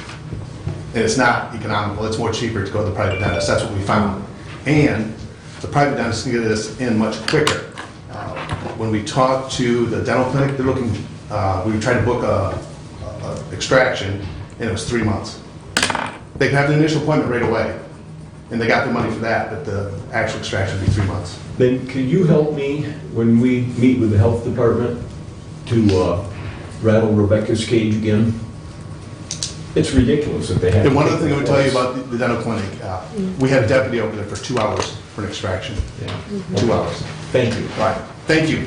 We'll keep working on it. I appreciate it. I just had one last, well, Yes, ma'am. I'll be Yes, meeting ma'am. with you anyway, you Yes, know, ma'am. at the department. But the $16,000 that we got from the insurance off the car that was totaled, now $10,000, $10,500 was supposed to be used for the vehicle and the rest was going to go on customizing. Is that all done or are we still in the process of In leasing? the process. We're still in the process Okay. of leasing. Okay.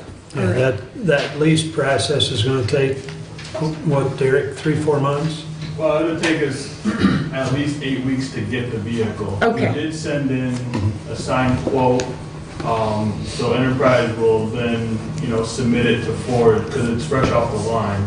So Right. they're making the car right now. Okay, And 8 weeks is great. 8 weeks is Right. great. Might be optimistic. Yeah, it's fine. But yeah, and that's what the rest of the money will go Okay. towards is Yeah.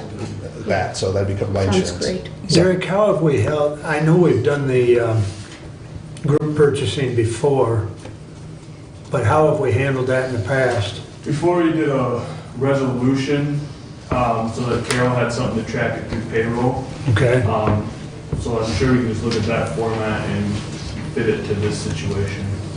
I just wanted to know if it was 100% reimbursed. Yes, Okay. yes, the deputy Yeah, pays it it back is. totally. Okay. And it's through okay. payroll deduction, they have no choice. Okay, got it. Right. Just wanted to. So do we need to make a motion to that I effect? would think so. All you No. have to do is present the resolution like you've done Let's. in the Okay. past. Okay. Yeah, that would be a good idea. And I thank you for that. Thanks. And the deputies, Carl. thank you for Yeah, that. Thank you. appreciate it. And Miranda, if you'll get with Derek, he can I help you will. with the resolution Okay. on that, and we'll take care of that at the next meeting. Sure, thanks. Yes, Thank I'll you. do that, sir. Thank you, Mr. Please Chairman. continue. All right, thank you, Mr. Chairman. And then going on to, we're done with the Sheriff Department. I want to thank Under Sheriff Carla Bright. And so, like I said, it's been a busy last couple of weeks as well. I had been to Pittsburgh Township yesterday for the board meeting, and they are actively looking for one planning commissioner for their board of review, one personnel there, and board of appeals, 2.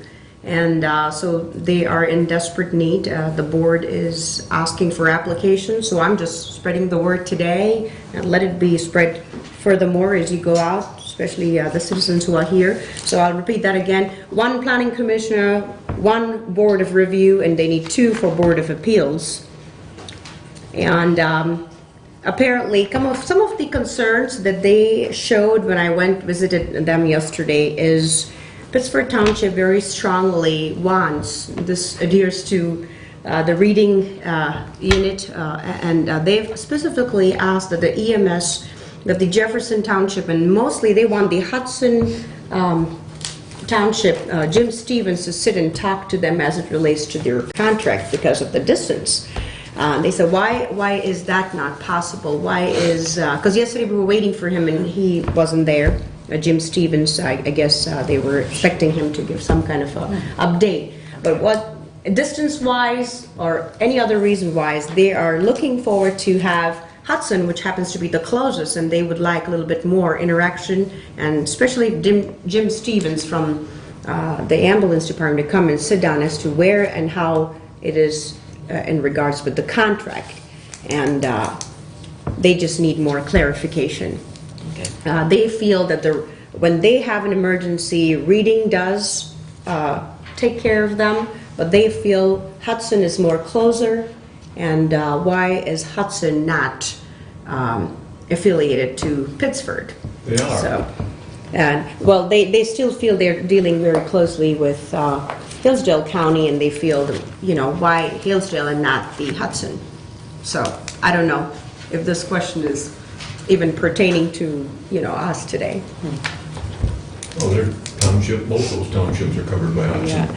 So I don't know, let's just, I'll We can do I'll further kind of look at discussion it about more that. further, and if, if there's any more further explanation as to why they are not, or are they feeling threatened that they might not be with Hillsdale County as much as, Jim Stevens had talked a little bit, so I don't know. So I think something that we might want to, sit and talk, I don't know if Dave wants to. We have a meeting tonight and we can address that. I'm assuming Jim will be there. Yeah. Yeah, just So- address the Pittsford Township because they have all the concerns, I believe, so. Just brought it to your notice, and I'm gonna let you guys take care of that. That's it for now from them, and I don't have anything more. I did go to Wright Township on January 9th as well. As the state requirements are, they are in need of new computers. They did talk about the EPV laptops, and I think even the Pittsford Township also has been advised by the state to change or buy new computers. They need to be upgraded for the state affiliation. And right now, they're just Windows 10, I believe. So they're working on that, just FYI there. So that's it from my end, if there's any questions. Any questions for him? Okay. All right, we're gonna switch around a little bit and jump to Bruce, and then we'll come back to Julie. So Bruce, you have the floor. Okay, resolution 20009. The Honorable Board of Commissioners, we recommend the amending of the Hillsdale County travel policy attached to Resolution 19077 to read in the section titled Travel in a County-Owned Vehicle as the third major bullet point as follows. If a central dispatch employee uses the county vehicle, central dispatch will reimburse the county general fund the cost of the gasoline plus 30 cents per mile round trip for the car. Respectfully submitted, Bruce Caswell, and move for the adoption of this amendment to the travel policy. Support. I talked with Doug, he was fine with this. I had 911 in there and he wanted central dispatch, so I changed it to central dispatch, but he's fine with it. He feels this is fair and it's the best way to handle the situation, so. I have a question. Yep. I also talked to Doug yesterday, I called him, but my question is, why are we, only charging 30 cents per mile and not the mileage rate? Because we're not paying the mileage, they're not paying the mileage rate because we're not paying the mileage rate. They're not technically an employee to be reimbursed by the county, and they're helping, that 30 cents is helping to pay the lease that they're using for the car. How'd you come up with And 30 they're paying the cents? gasoline on top of the lease, and so if you take the gasoline and the 30 cents, you get somewhere in the neighborhood of the 57 cents. Okay. How'd you come up with 30 cents? I Derek? threw it out, he accepted it. Derek? Derek didn't have any part in it. Okay, you just came up with 30 cents. I said, what about 30 cents? That seems fair if you're gonna pay for gasoline on top of it, and he said that'd be fine. Okay. Okay, Okay. thank you. Any further discussion? All those in favor of 009 signify by saying aye. Aye. Aye. Opposed? Resolution passes 5-0. 2010, Resolution 2010. To the Honorable Board of Commissioners, we recommend the Hillsdale County Board of Commissioners adjust the following wage scale level increase retroactive from January 1, 2019 as follows. Electrical inspector, current level $47,195.20. New managerial pay scale, level 5-6, would be $49,983.40. Respectfully submitted, Bruce Caswell. I move for the adoption of this amendment, of this resolution. Support. This took place not quite a year ago. I think it was a year ago in March. Marty came to me, and he was having a real problem in hiring people at the rate at which we were paying to get them to work in his office. And he wanted to increase the electrical inspector's pay, and he in order to get Brad, and then he also wanted, I think, the steps to be increased.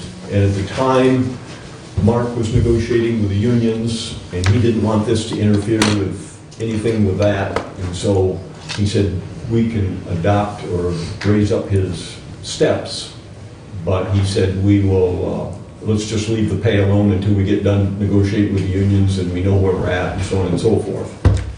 And so that's what was done. And then after the unions were negotiated and everything got taken care of, this never got changed. I dropped the ball, Marty dropped the ball, I think we all dropped the ball. But be that as it may, this is simply to bring Brad up to what it was agreed that he would get. And the reason for the retroactive is because it should have been done 7 months ago, something like that. So that's how this came to us and what it's all about. And I think it bears note that this does not come out of general fund, nor does it affect our budget. Doesn't come out of general fund, it all comes out of the money that the building inspector's office has. They pay for all their own people, so it doesn't... And Marty actually already had this in his budget, and he caught it kind of after the fact. So it's not even going to impact his budget for 2020 because he had already programmed it in, so. So any other further questions? All those in favor of 010, signify by saying aye. Aye. Opposed? Passes. Please continue. Okay, and then I move to reconsider the previous motion passed, when we passed the motion on the distributing the millage money to the ambulance associations. I move to reconsider that motion. Support. I need Bruce to support that. Okay. Thank you. Because technically, under reconsideration, the ones that Voted can for make it. the motion. Okay. Yes, exactly. Sure. So, thank you. That's right. I didn't know I couldn't support it. I know I I couldn't read make the enough of motion. that. Yeah, Okay. it technically needs That's to be. fine. And then we just need a majority vote to bring it back up. So, it's been moved and supported by Bruce and Ruth. Does anyone wish to discuss it at all? No. We can, but the motion is simply to reconsider at this point. So all those in favor signify by saying aye. Aye. Opposed? So we've got our 3. We needed a simple majority. So we have it back on the table. Okay, I move to pass the motion Of rescind. that we're now reconsidering, that we've just reconsidered, to pass that motion. I don't understand. I'm not sure. We've reconsidered, so we've got it back on the table. Right. Okay. Now I'm moving to pass it. Pass And what? somebody pass that motion, and somebody's going to second it, and then we're all going to say no. Oh, as far as rescinding it, we're reconsidering to, You brought it up to reconsider. Now he's offering it again. oh, I got you. It'll be supported and then you'll So rather than discuss it. rescinding, we're just going to vote it down. I got you. I was in a different mindset. Okay, please continue. I need move- support. Okay, we need a support. Support. Okay. So the motion at hand is the motion that was previously presented to withhold the 60. So all those in favor signify by saying aye. Those opposed? No. No. No? Okay. So that's officially been rescinded. Trust me, I read on this for Yeah, it's all days right. trying to figure out about 3 different web pages how to make it happen, but we've got it done, so, okay. Thank you. Okay, the public defender report, there were 402 clients who were arraigned with appointed counsel. That means they were poor, couldn't afford their own lawyers, and when they went to their arraignment, the first appearance before the judge, there were 402 people in the county, and that's in district court. There are another 25 who were arraigned in circuit court. So that's 427 people that we had here in Hillsdale County that, because of what we've set up in terms of indigent defense, had a lawyer present with them at their first hearing before the judge at their arraignment, which is appropriate, and it's what the Constitution requires. Kind of an interesting concept. actually doing what the Constitution says. I have to tell you, we are years ahead of other areas of the state. Detroit is pathetic.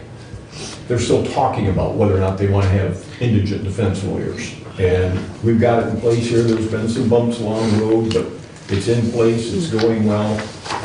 The one thing that we've got to get done, and we need to have it done yesterday, is we need to have a room, a private room for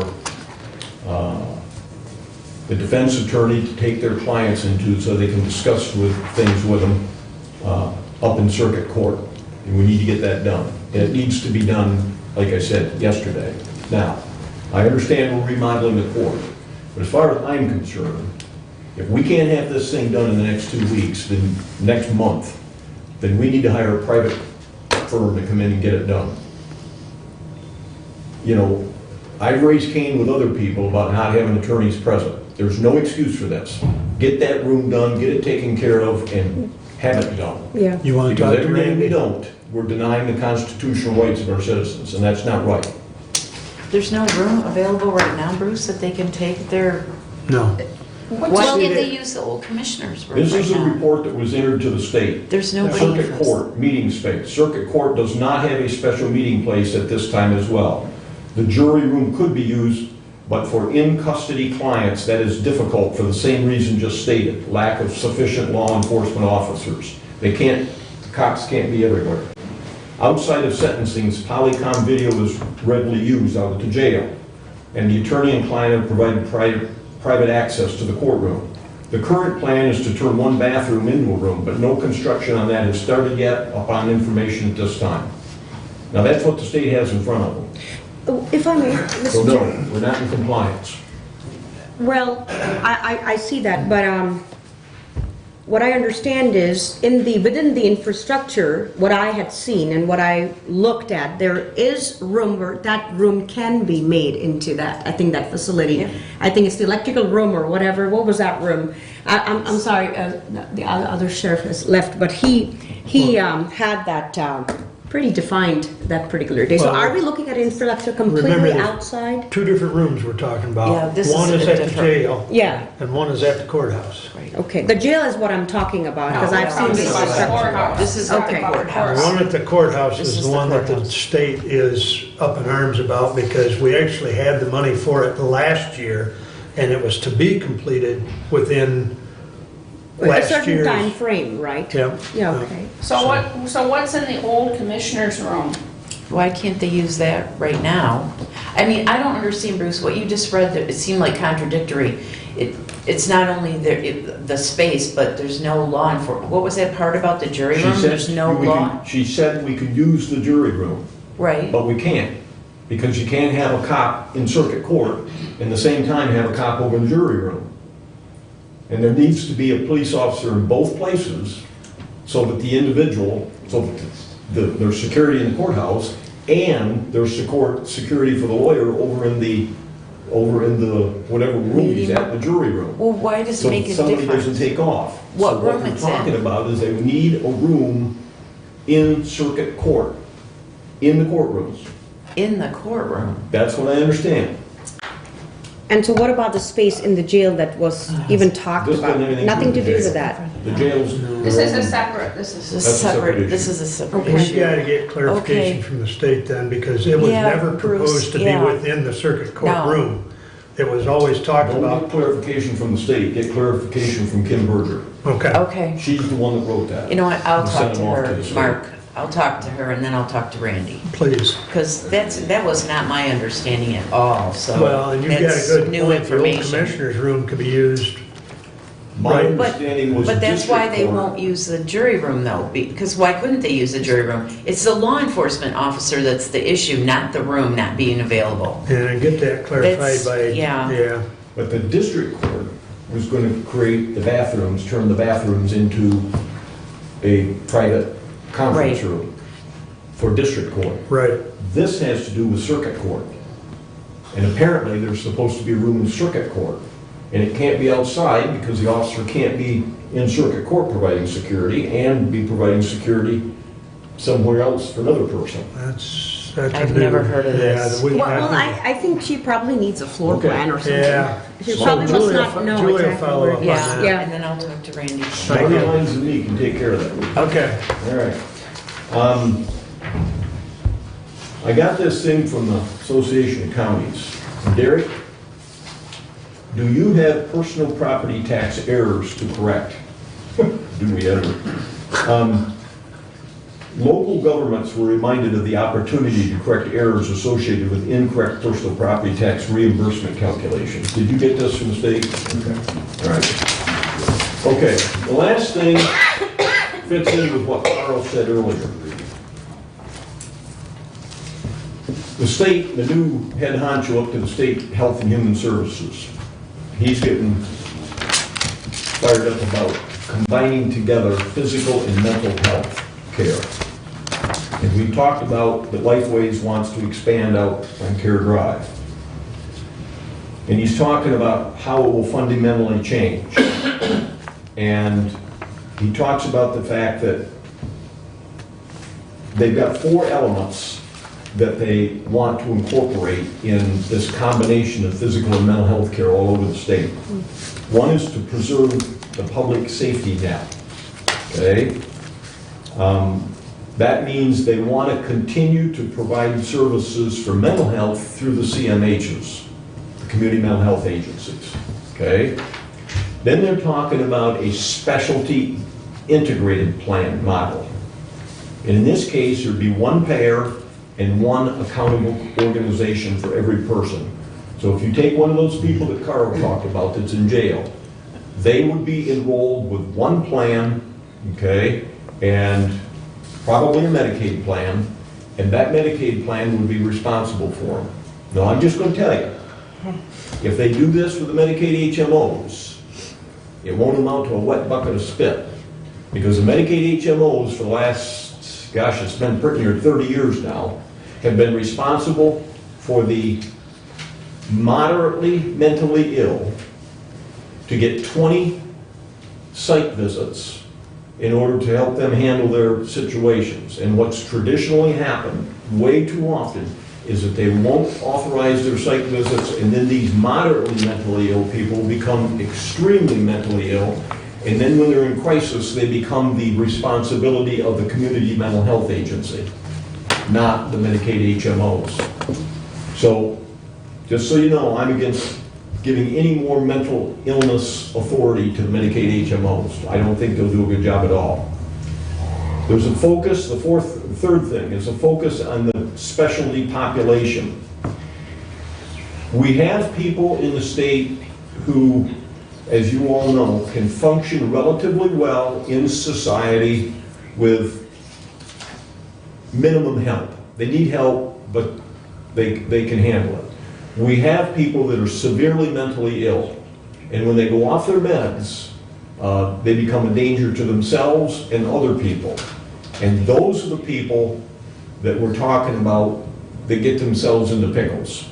And if they don't have a strong family support, and sometimes even if they have a strong family support, they still get themselves in serious trouble. I've related to you the president of the community college up in Alpena. His daughter had a mental illness and ended up in jail.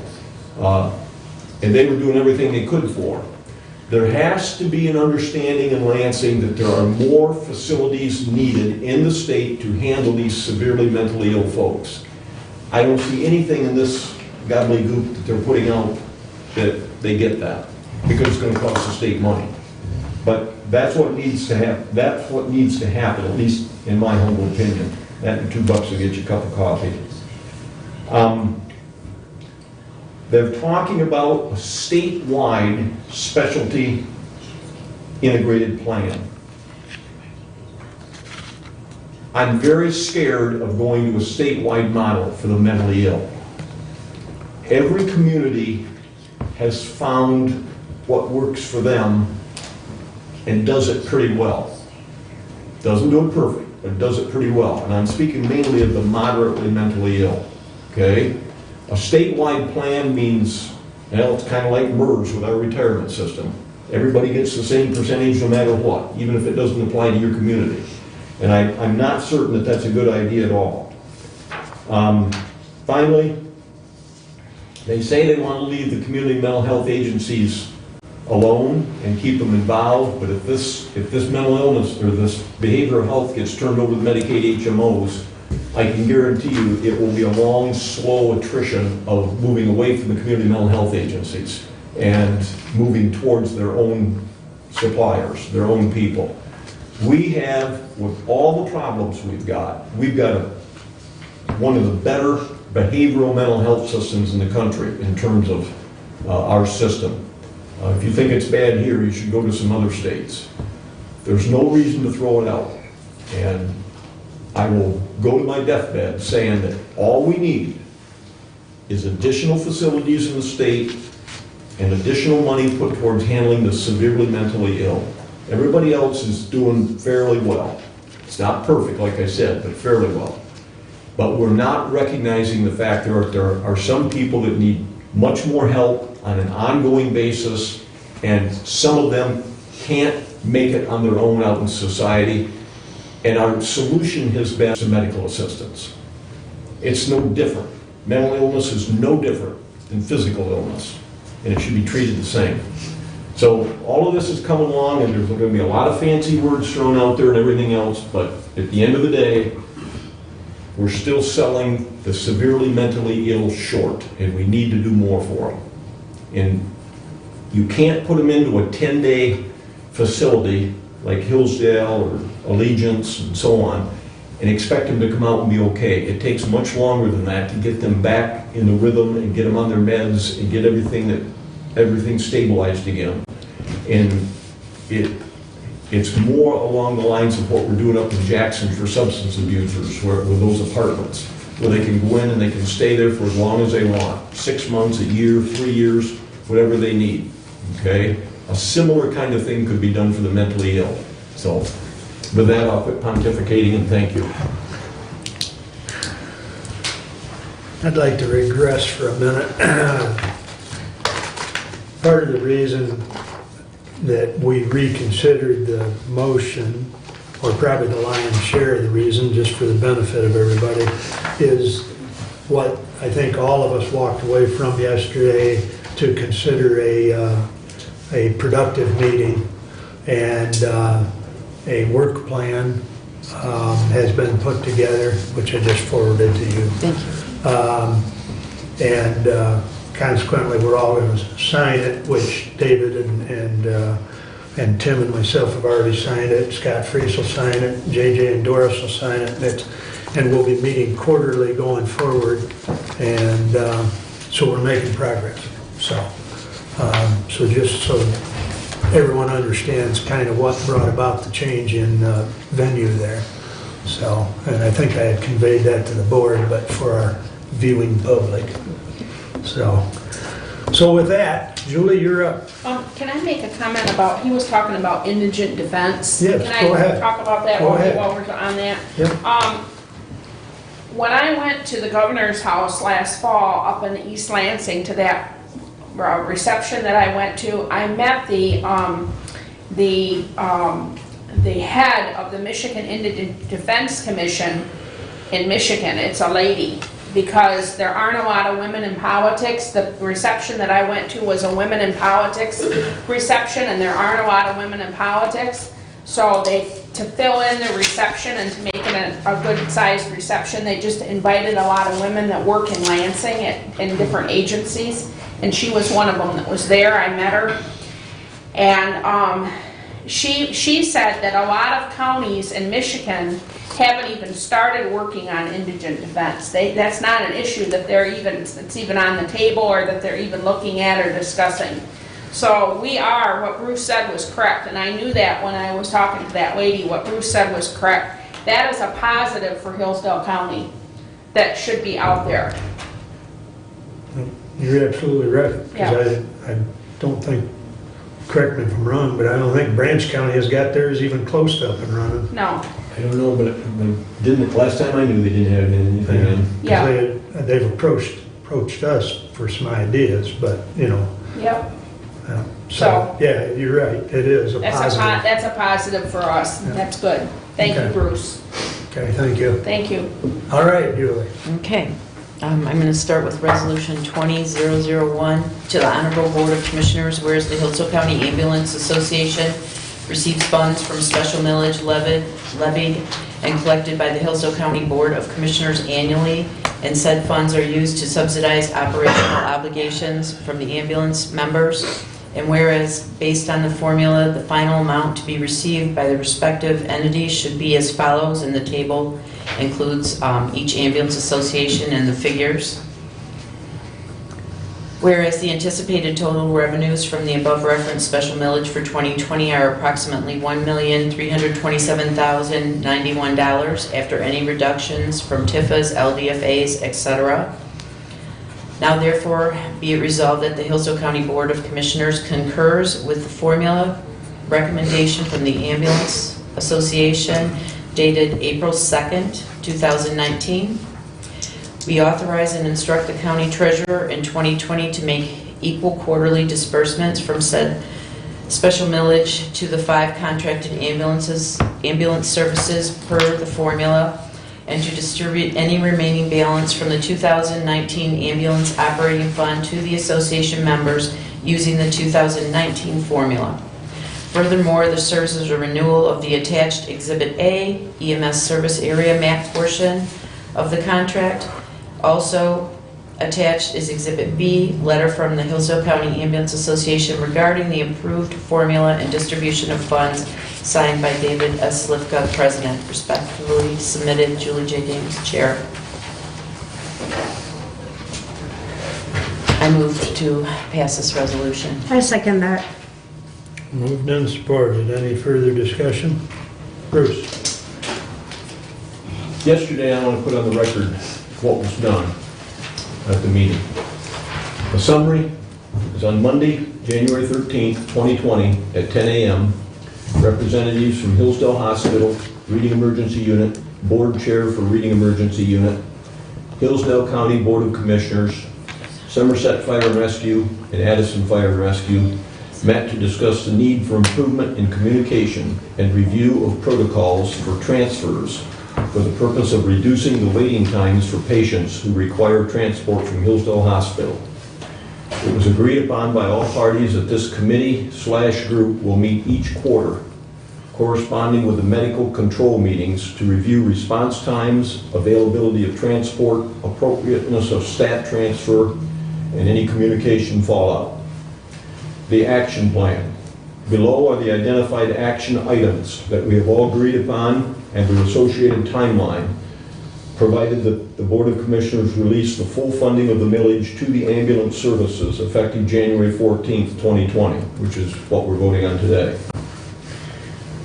First, JJ, Doris, and Bruce Caswell are to meet with Shannon Clevenger and Judge Bianchi to review the transportation of mental health patients from Hillsdale Hospital to the receiving facility. It is a primary goal to discuss potential options for the transfer of mental health patients rather than utilizing the ambulance services. We need to discuss the availability of having funding available for private transport of this population. The reason Judge Bianchi is involved, Commissioners, is because Judge Bianchi issued an order that ambulances had to be used. There could not be, police cars could no longer be used.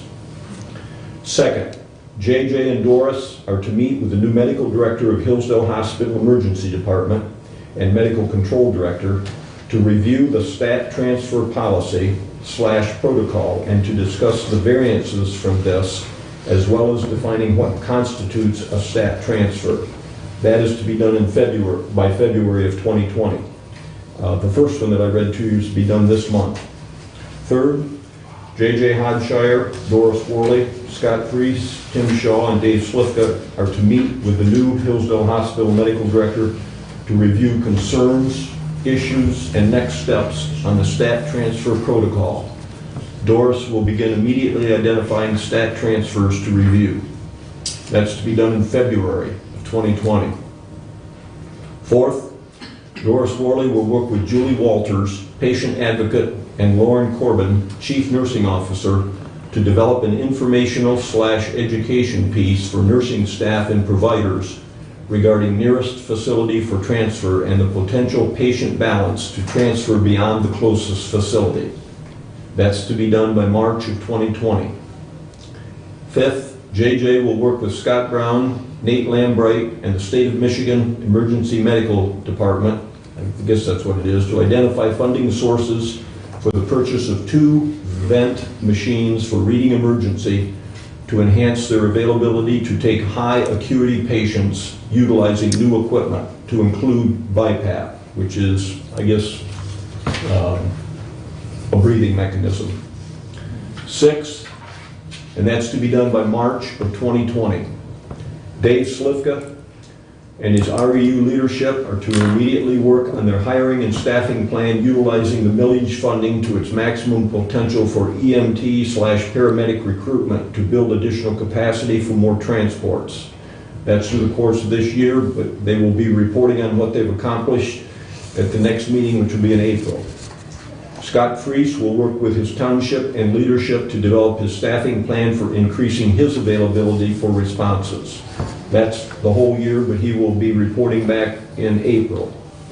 An ad hoc transfer task force committee will be appointed by the new Medical Control Authority Director from members of the Med Control Executive Committee, who will meet after each scheduled Medical Control Authority board meeting to review any outliers or fallout from a transfer. So hopefully we won't have any more 24-hour waits or 16-hour waits. Next, and that will be done by April of 2020.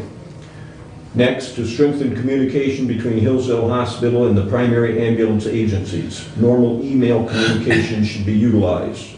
And that will be immediately and ongoing. Next review of these action items, timeline, and activities will be Thursday, April 16th, 2020, and every quarter thereafter until such time as all parties agree to no longer meet to review. That's what was sent out. Okay. Now, I requested at the meeting that this be sent out to be put in black and white. And as I said at the meeting, there is no trust between the ambulance services and the hospital and vice versa, and it all needs to be in black and white. This is being sent out to everybody. These are our goals that we have to accomplish in the next 3 months, and then there's going to be another meeting. Okay? The expectation as a commissioner, and I think I speak for Commissioner Wiley, is that there will be improvements in every one of these areas moving forward.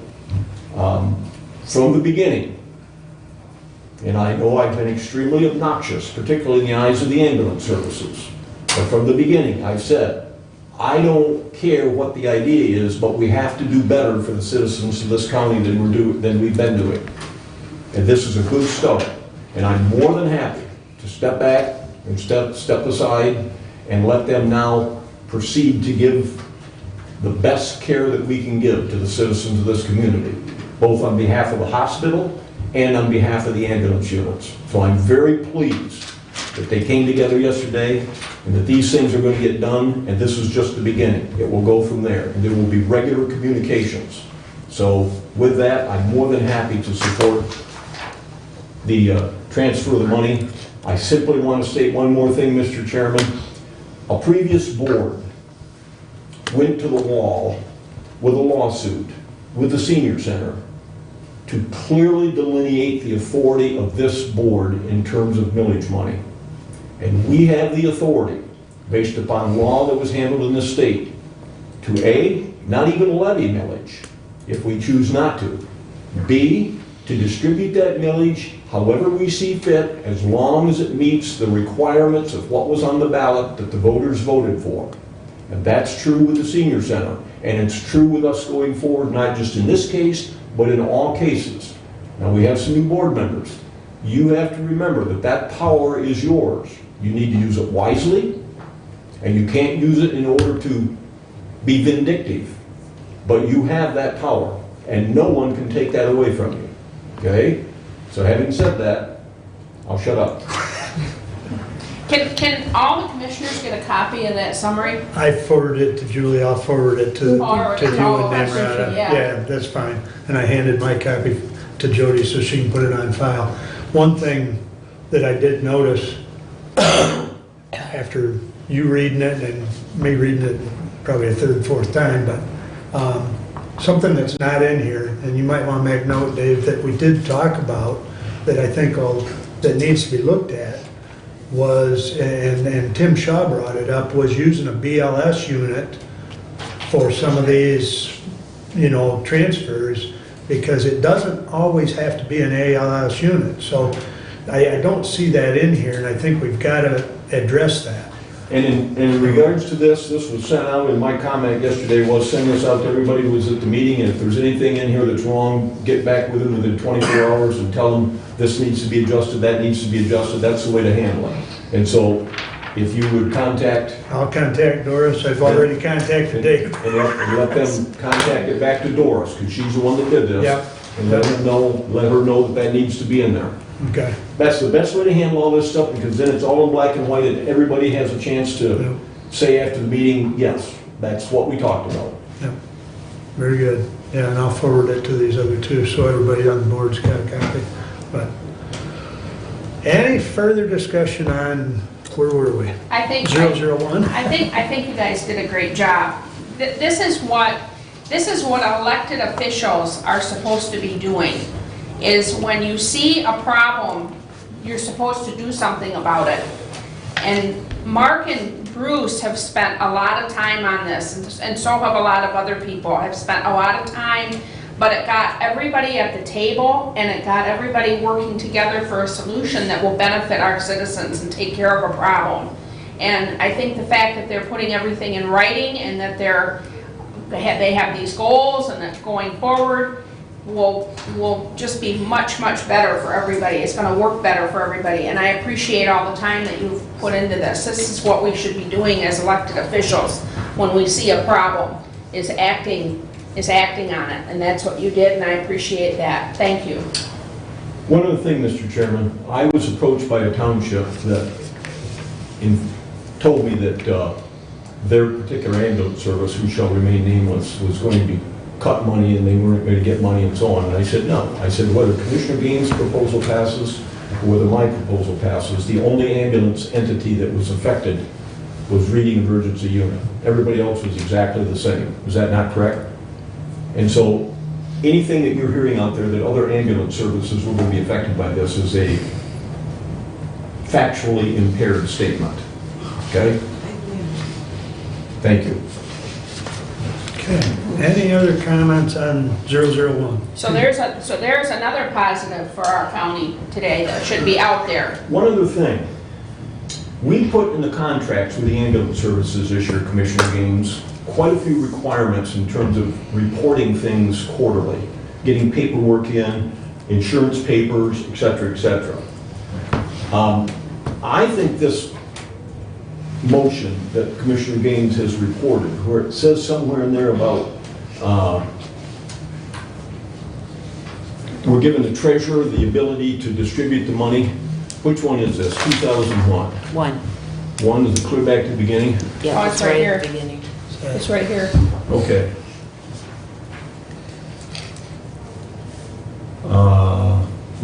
It says, we authorize and instruct the county treasurer in 2020 to make equal quarterly disbursements from said millage.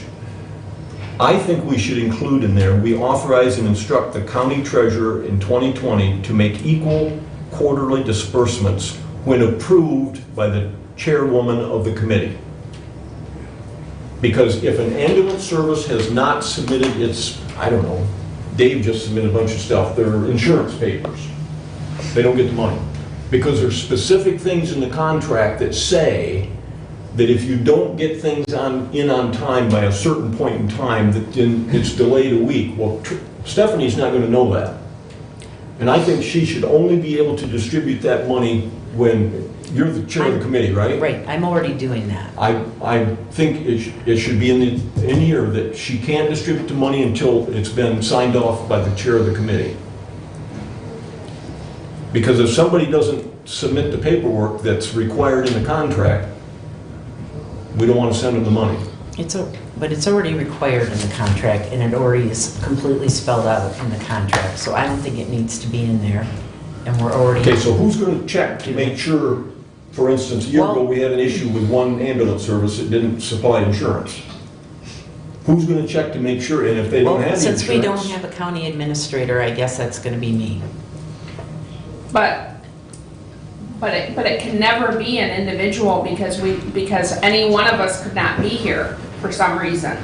And you know what I mean? If we're not here anymore, then who is it? Well, by committee assignment, It's always by committee assignment. Whoever has the ambulance association assignment, that's who would be in charge. So I mean, it's already spelled It is out. in the contract, yep. It as is. Commissioner Gaines says.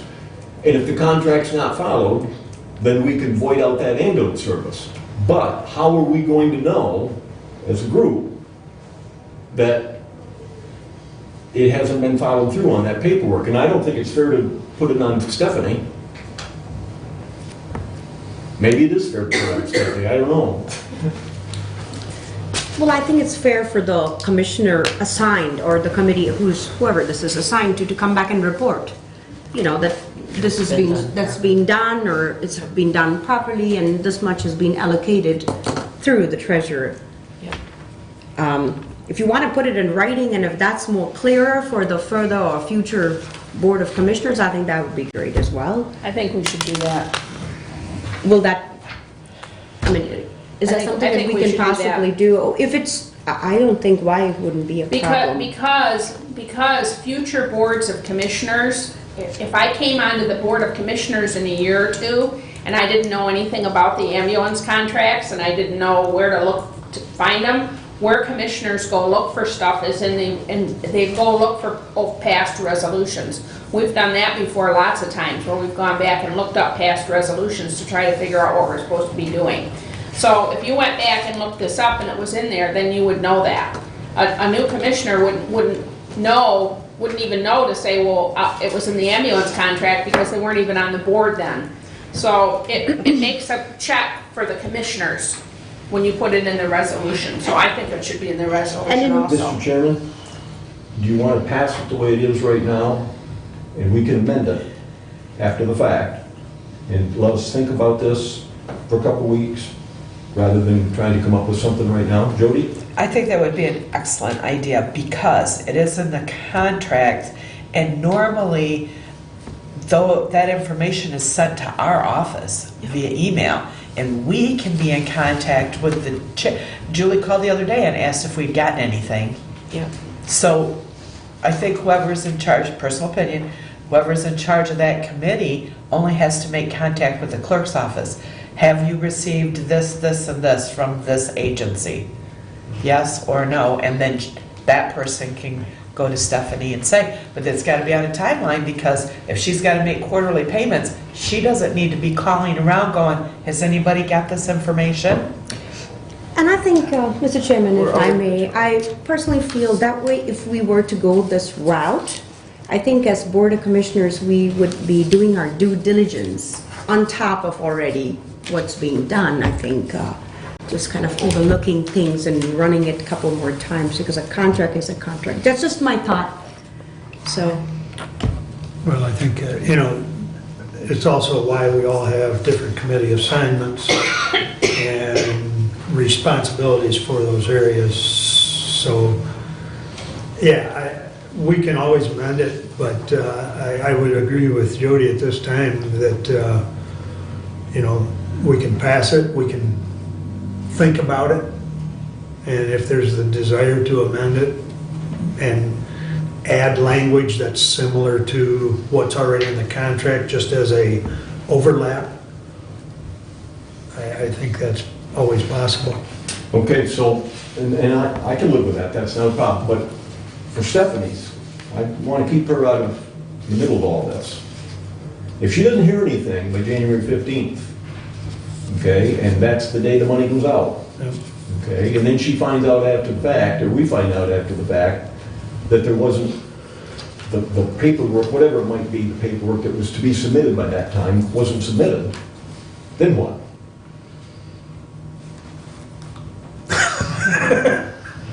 I don't mean to point the finger, but it falls back to the commissioner that has that committee assignment. Well, but in all fairness, Commissioner Gaines, Yeah. this issue came up last year, and I was going around when I first got on the committee, and I was finding out did people submit the insurance, and did they have Hillsdale County on as a secondary insured? And when I talked with Commissioner Gaines, she had an ambulance service that wouldn't submit it. And I got a hold of them and asked them, and they didn't submit it then either. And I don't know the reasoning behind it, but the money got sent out. Well, there was nothing in the contracts to say that that was wrong. They didn't do anything wrong, and I want to emphasize that in terms of, submitting it. But now it is in the contract, so I just want to make sure that there's a process in place to let Stephanie know that if they haven't submitted the paperwork that's required, and there's other things besides insurance, but if they haven't submitted it, how is she to know that she's to hold that money? I guess that's what I'm... Well, I've been communicating through the clerk's office because that's where it's all sent.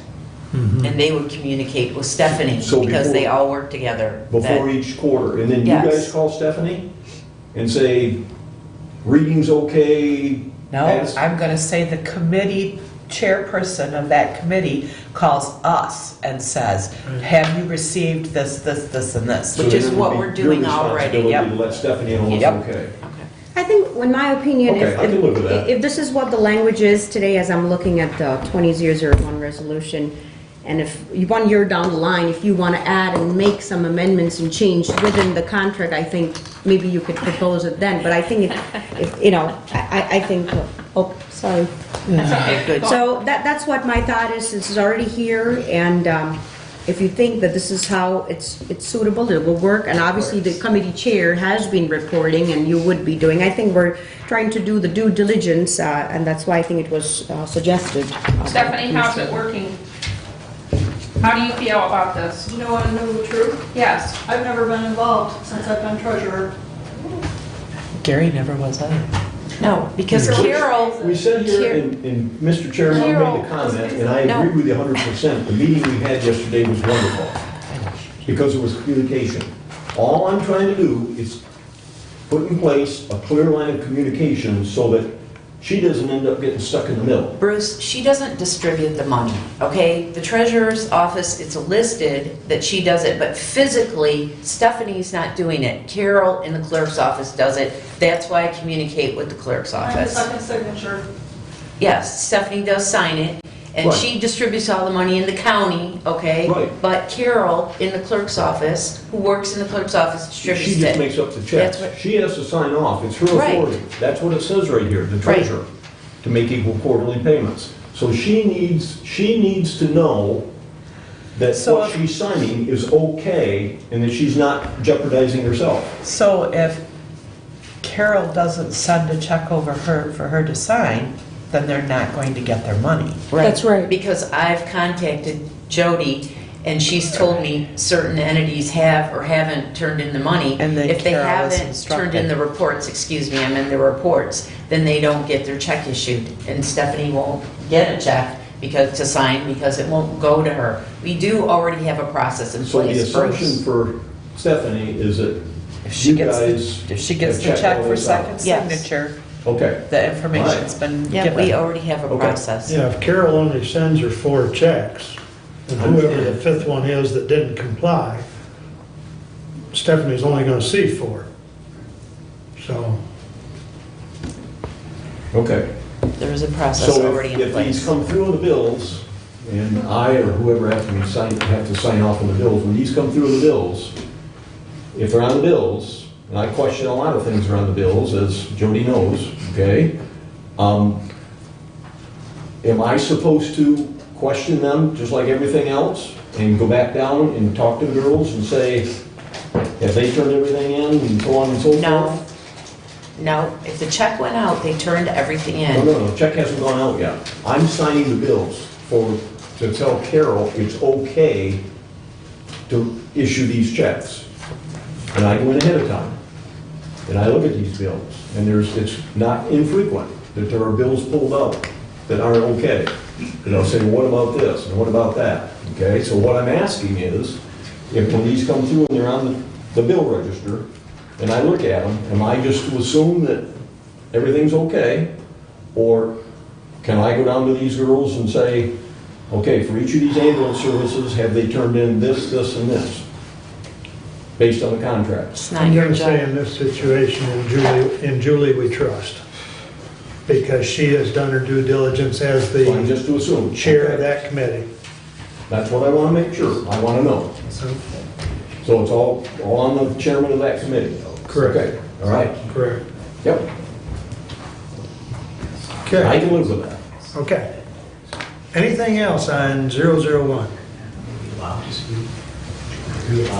Please do the roll call, Jody. Are we allowed to comment on anything? No, sir. Commissioner Brown, Yes. Commissioner Gaines, Yes. Commissioner Wiley, Yes. Commissioner Caswell, Yes. Commissioner Carlin. Yes. Resolution passes 5-0. Thank you. Please continue, Julie. I had a few things to follow up on from the last meeting. I did go down and talk to Scott in the IT department after the last meeting. I did request, again, Ruth, for them to post the new photo. They did. Okay. And you saw it? Yeah. Okay. Julie, And then, excuse me, do you know if the new committee assignments have been posted as well? I asked David, if I may, sorry, Yeah. I did send an email to David, and he said he was also busy with think they were. the Homeland Security, all the other security measures and stuff, so that needs to be in place, but he was in the process of putting the committee's Okay. assignments also. Okay, So thank that you. was my question to him, so. All right, thank you. okay. And also, last time we also talked about trying to add the commissioners to the S drive. And we're not able to do that, okay? IT is not able to do that. Okay. So I've spoken with Marnie, and she has access to the file, like saying who's on the schedule for the upcoming weeks and so forth, so we'll know ahead of time. And she just will email that file to us so that we know, and we can update it monthly or whenever it changes. We just need to update it. And she can email us that information.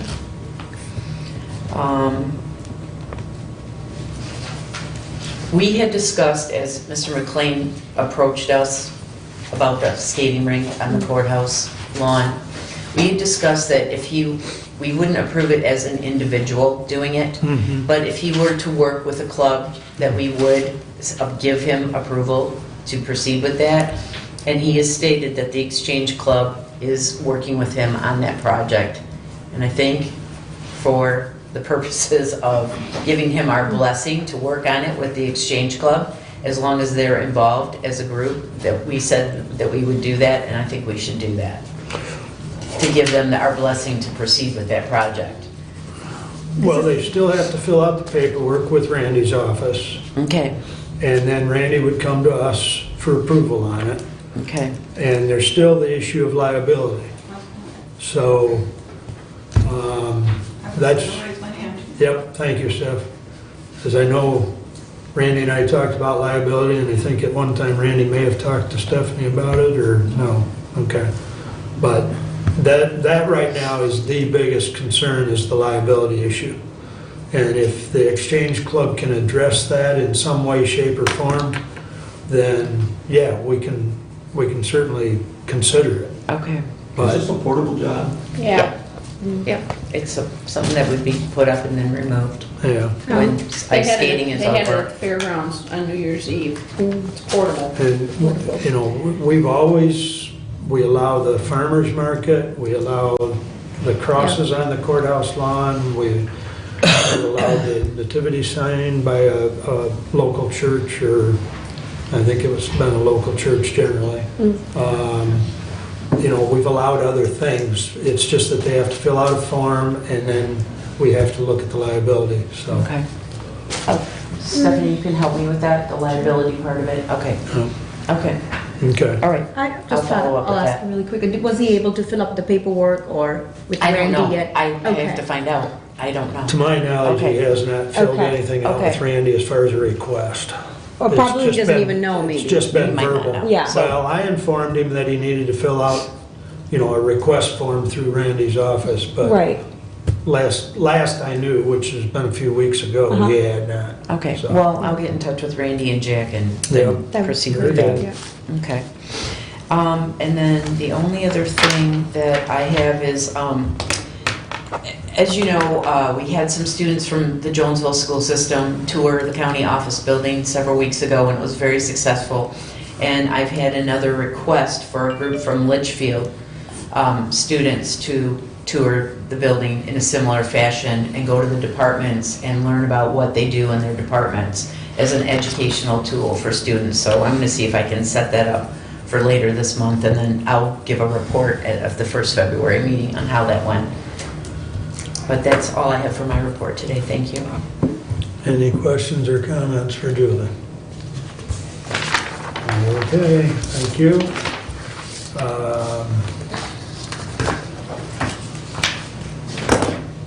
Let's see. I have no action items, actually.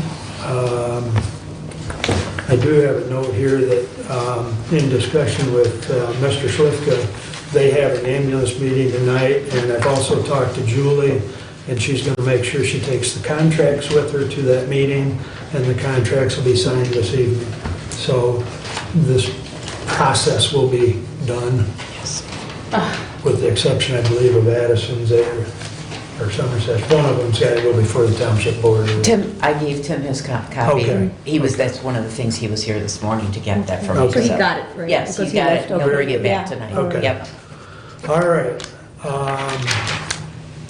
And I guess other than that, two things, I would urge everybody to make note that when you sign things this year, sign them, or if you're gonna date them, write out 2020, because that's something that, there's been several different things I've seen on the news and such that, to avoid an improper document or fraud, because if you just put 20 like we did in 19, they can put 19 or 17 or something behind your 20 and it becomes a invalid document. Also, the federal mileage rate for this year is 57.5 cents. So, They lowered it a penny. Yeah, they did. other than that, if there's any questions? And that brings us back to public comment. Anyone wish to address the board? You may approach. Thank you. Just one simple point of what was brought up by Commissioner Caswell. I just want to point out that the contract on page 4 speaks to what happens in the event that he brought up. That is, the event that the terms of the contract are not carried out by a contractor. And there's a default provision, which is section 13 of the agreement, which specifically provides for a process. And it requires that if there is a breach of the terms, for instance, as you pointed out, the insurance isn't submitted, or some of the other reports are supposed to be submitted with respect to response times are not provided, the agreements state that the failure of the contractor to abide by any of the terms, conditions, requirements expressed in the agreement shall constitute default if not properly corrected by the contractor upon the contractor's receipt of a written notice of deficiency and demand for compliance from the county. And then, I won't read the rest of it, you obviously all have the contract, but it spells out exactly what the county needs to do in that notice and how much time needs to be given for the contractor to cure that. So it's not just a situation where you just hold back the money. If something isn't being done, you're required by contract to give a notice, and then the contractor is required to respond accordingly. Thank you. Thank you. Anyone else wish to address the board at this time? Bob? Going back. Your name again, please? My name is Carla Malone. Thank you. Going back to the indigent fund, which is paying for the renovation over at the jail. In the budget, there is money for a correction officer. Where's that correction officer? You said that we don't have money to supply 2 officers up at Circuit Court under felonies, but there's money in this indigent You want me to fund respond to that? that Yeah. would cover that rather than building the whole The new grant fulfilled place that. for him and the You want me to Yeah, respond? yeah. Yeah, I'll allow for clarification if The you money would, comes from the please. state of Michigan. Well, I know the money's coming there. But your point to renovate another room where there is a commissioner's room that's open, That money comes from, that money comes from the state of Michigan. Can I talk without being overtalked? You claim that we can't take a correction officer out of circuit court to go have them sit with the private indigent person in the commissioner's old room or somewhere, but there's money in here for a second sheriff, because you're not paying that sheriff that's already sitting there out of the indigent fund. That sheriff that's already there is already elected to be there because that's what we need to be sitting in that courtroom. But there's money in this indigent fund to already pay for a second sheriff, if need be, to counsel these people in private. I would answer that question for. Please, Carl.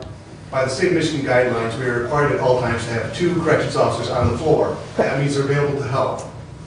That corrections officer paid for by MIDF is responsible to move all those inmates to all these arraignments, to all these court things that happen. They're not available to go to another court. They have to stay on site to facilitate arraignments and everything else.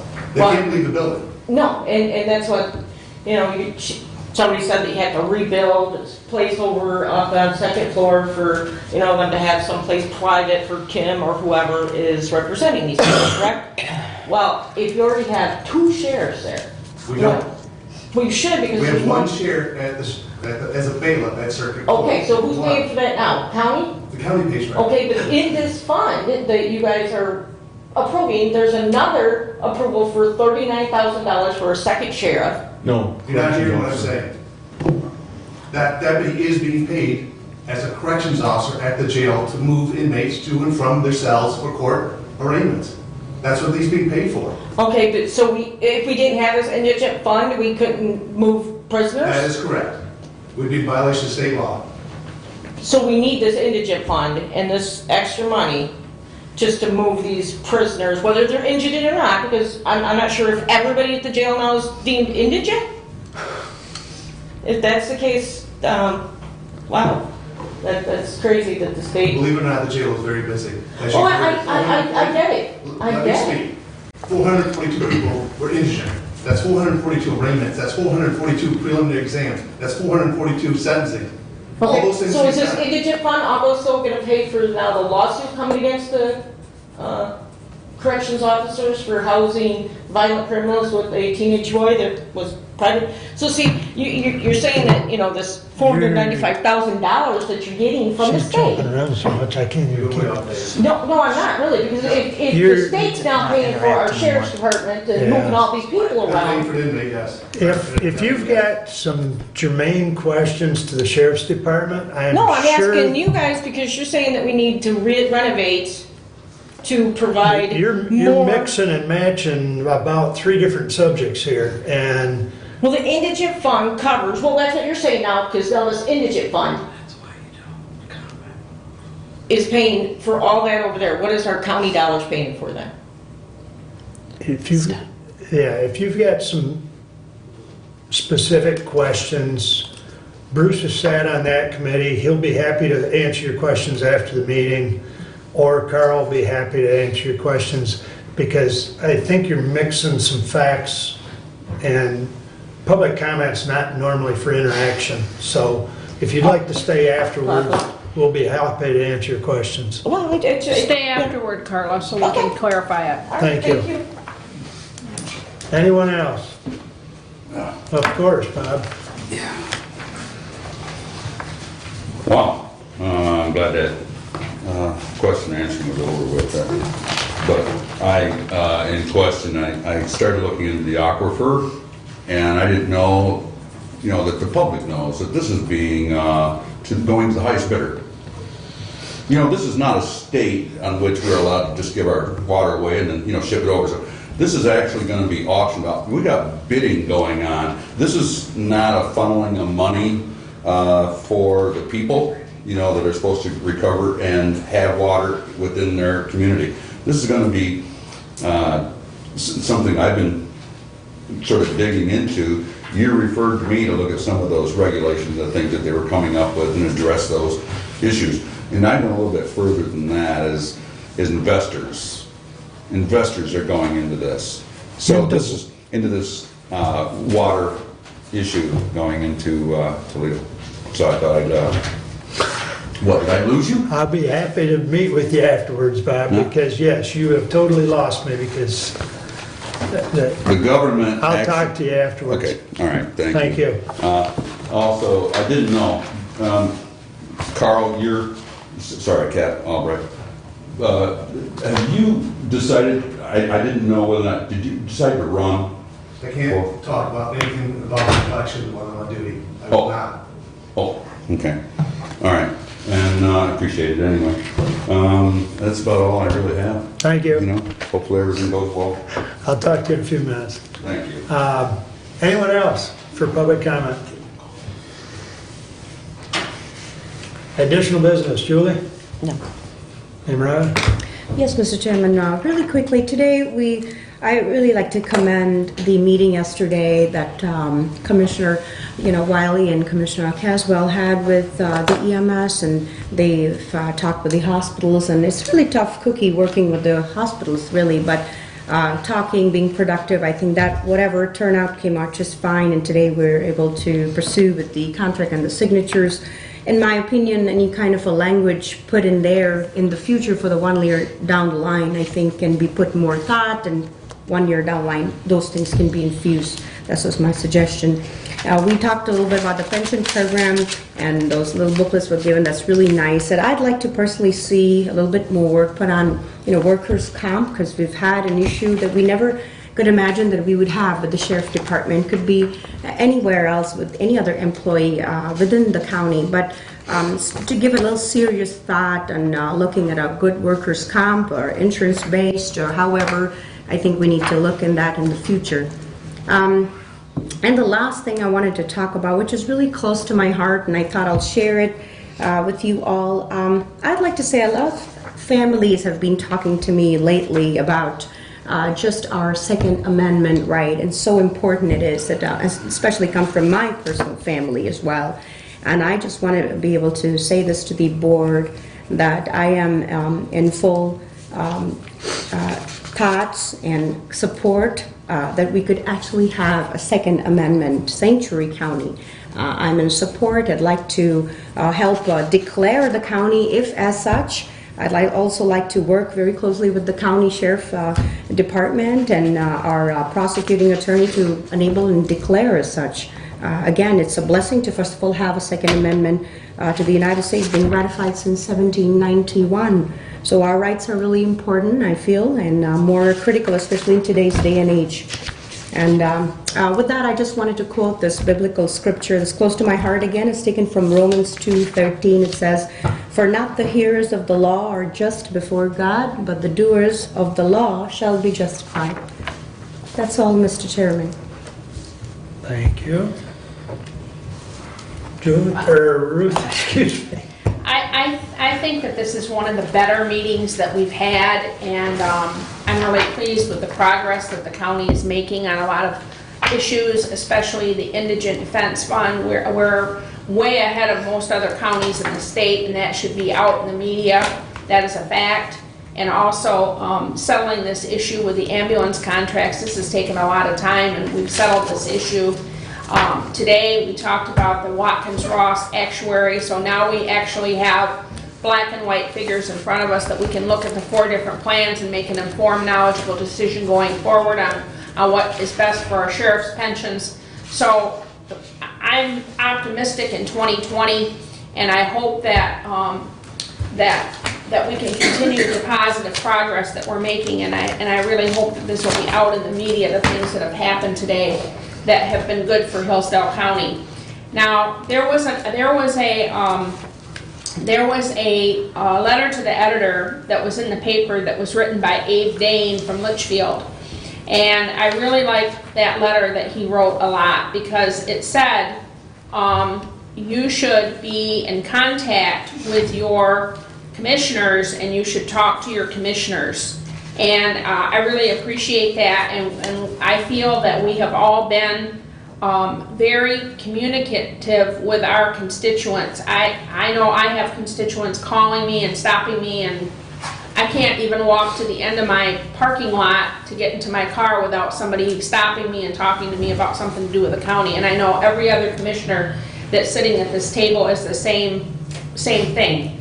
So, but call us and talk to us if you don't understand, or you have a question, or you have input or feedback or comment or what. We're your representatives, and so you should be communicating with us and talking to us all the time, and that's what we do. We're out in the public all the time, and we're here to do what the constituents want us to do. So I want to thank Mark and Bruce for all the time they spent on these ambulance contracts, and I'm glad that today that we're get that issue put to bed. Thank you. I want to just add Julie's name to your list to thank you on the ambulances. Thank you. She's worked hard on that as well. Thank you.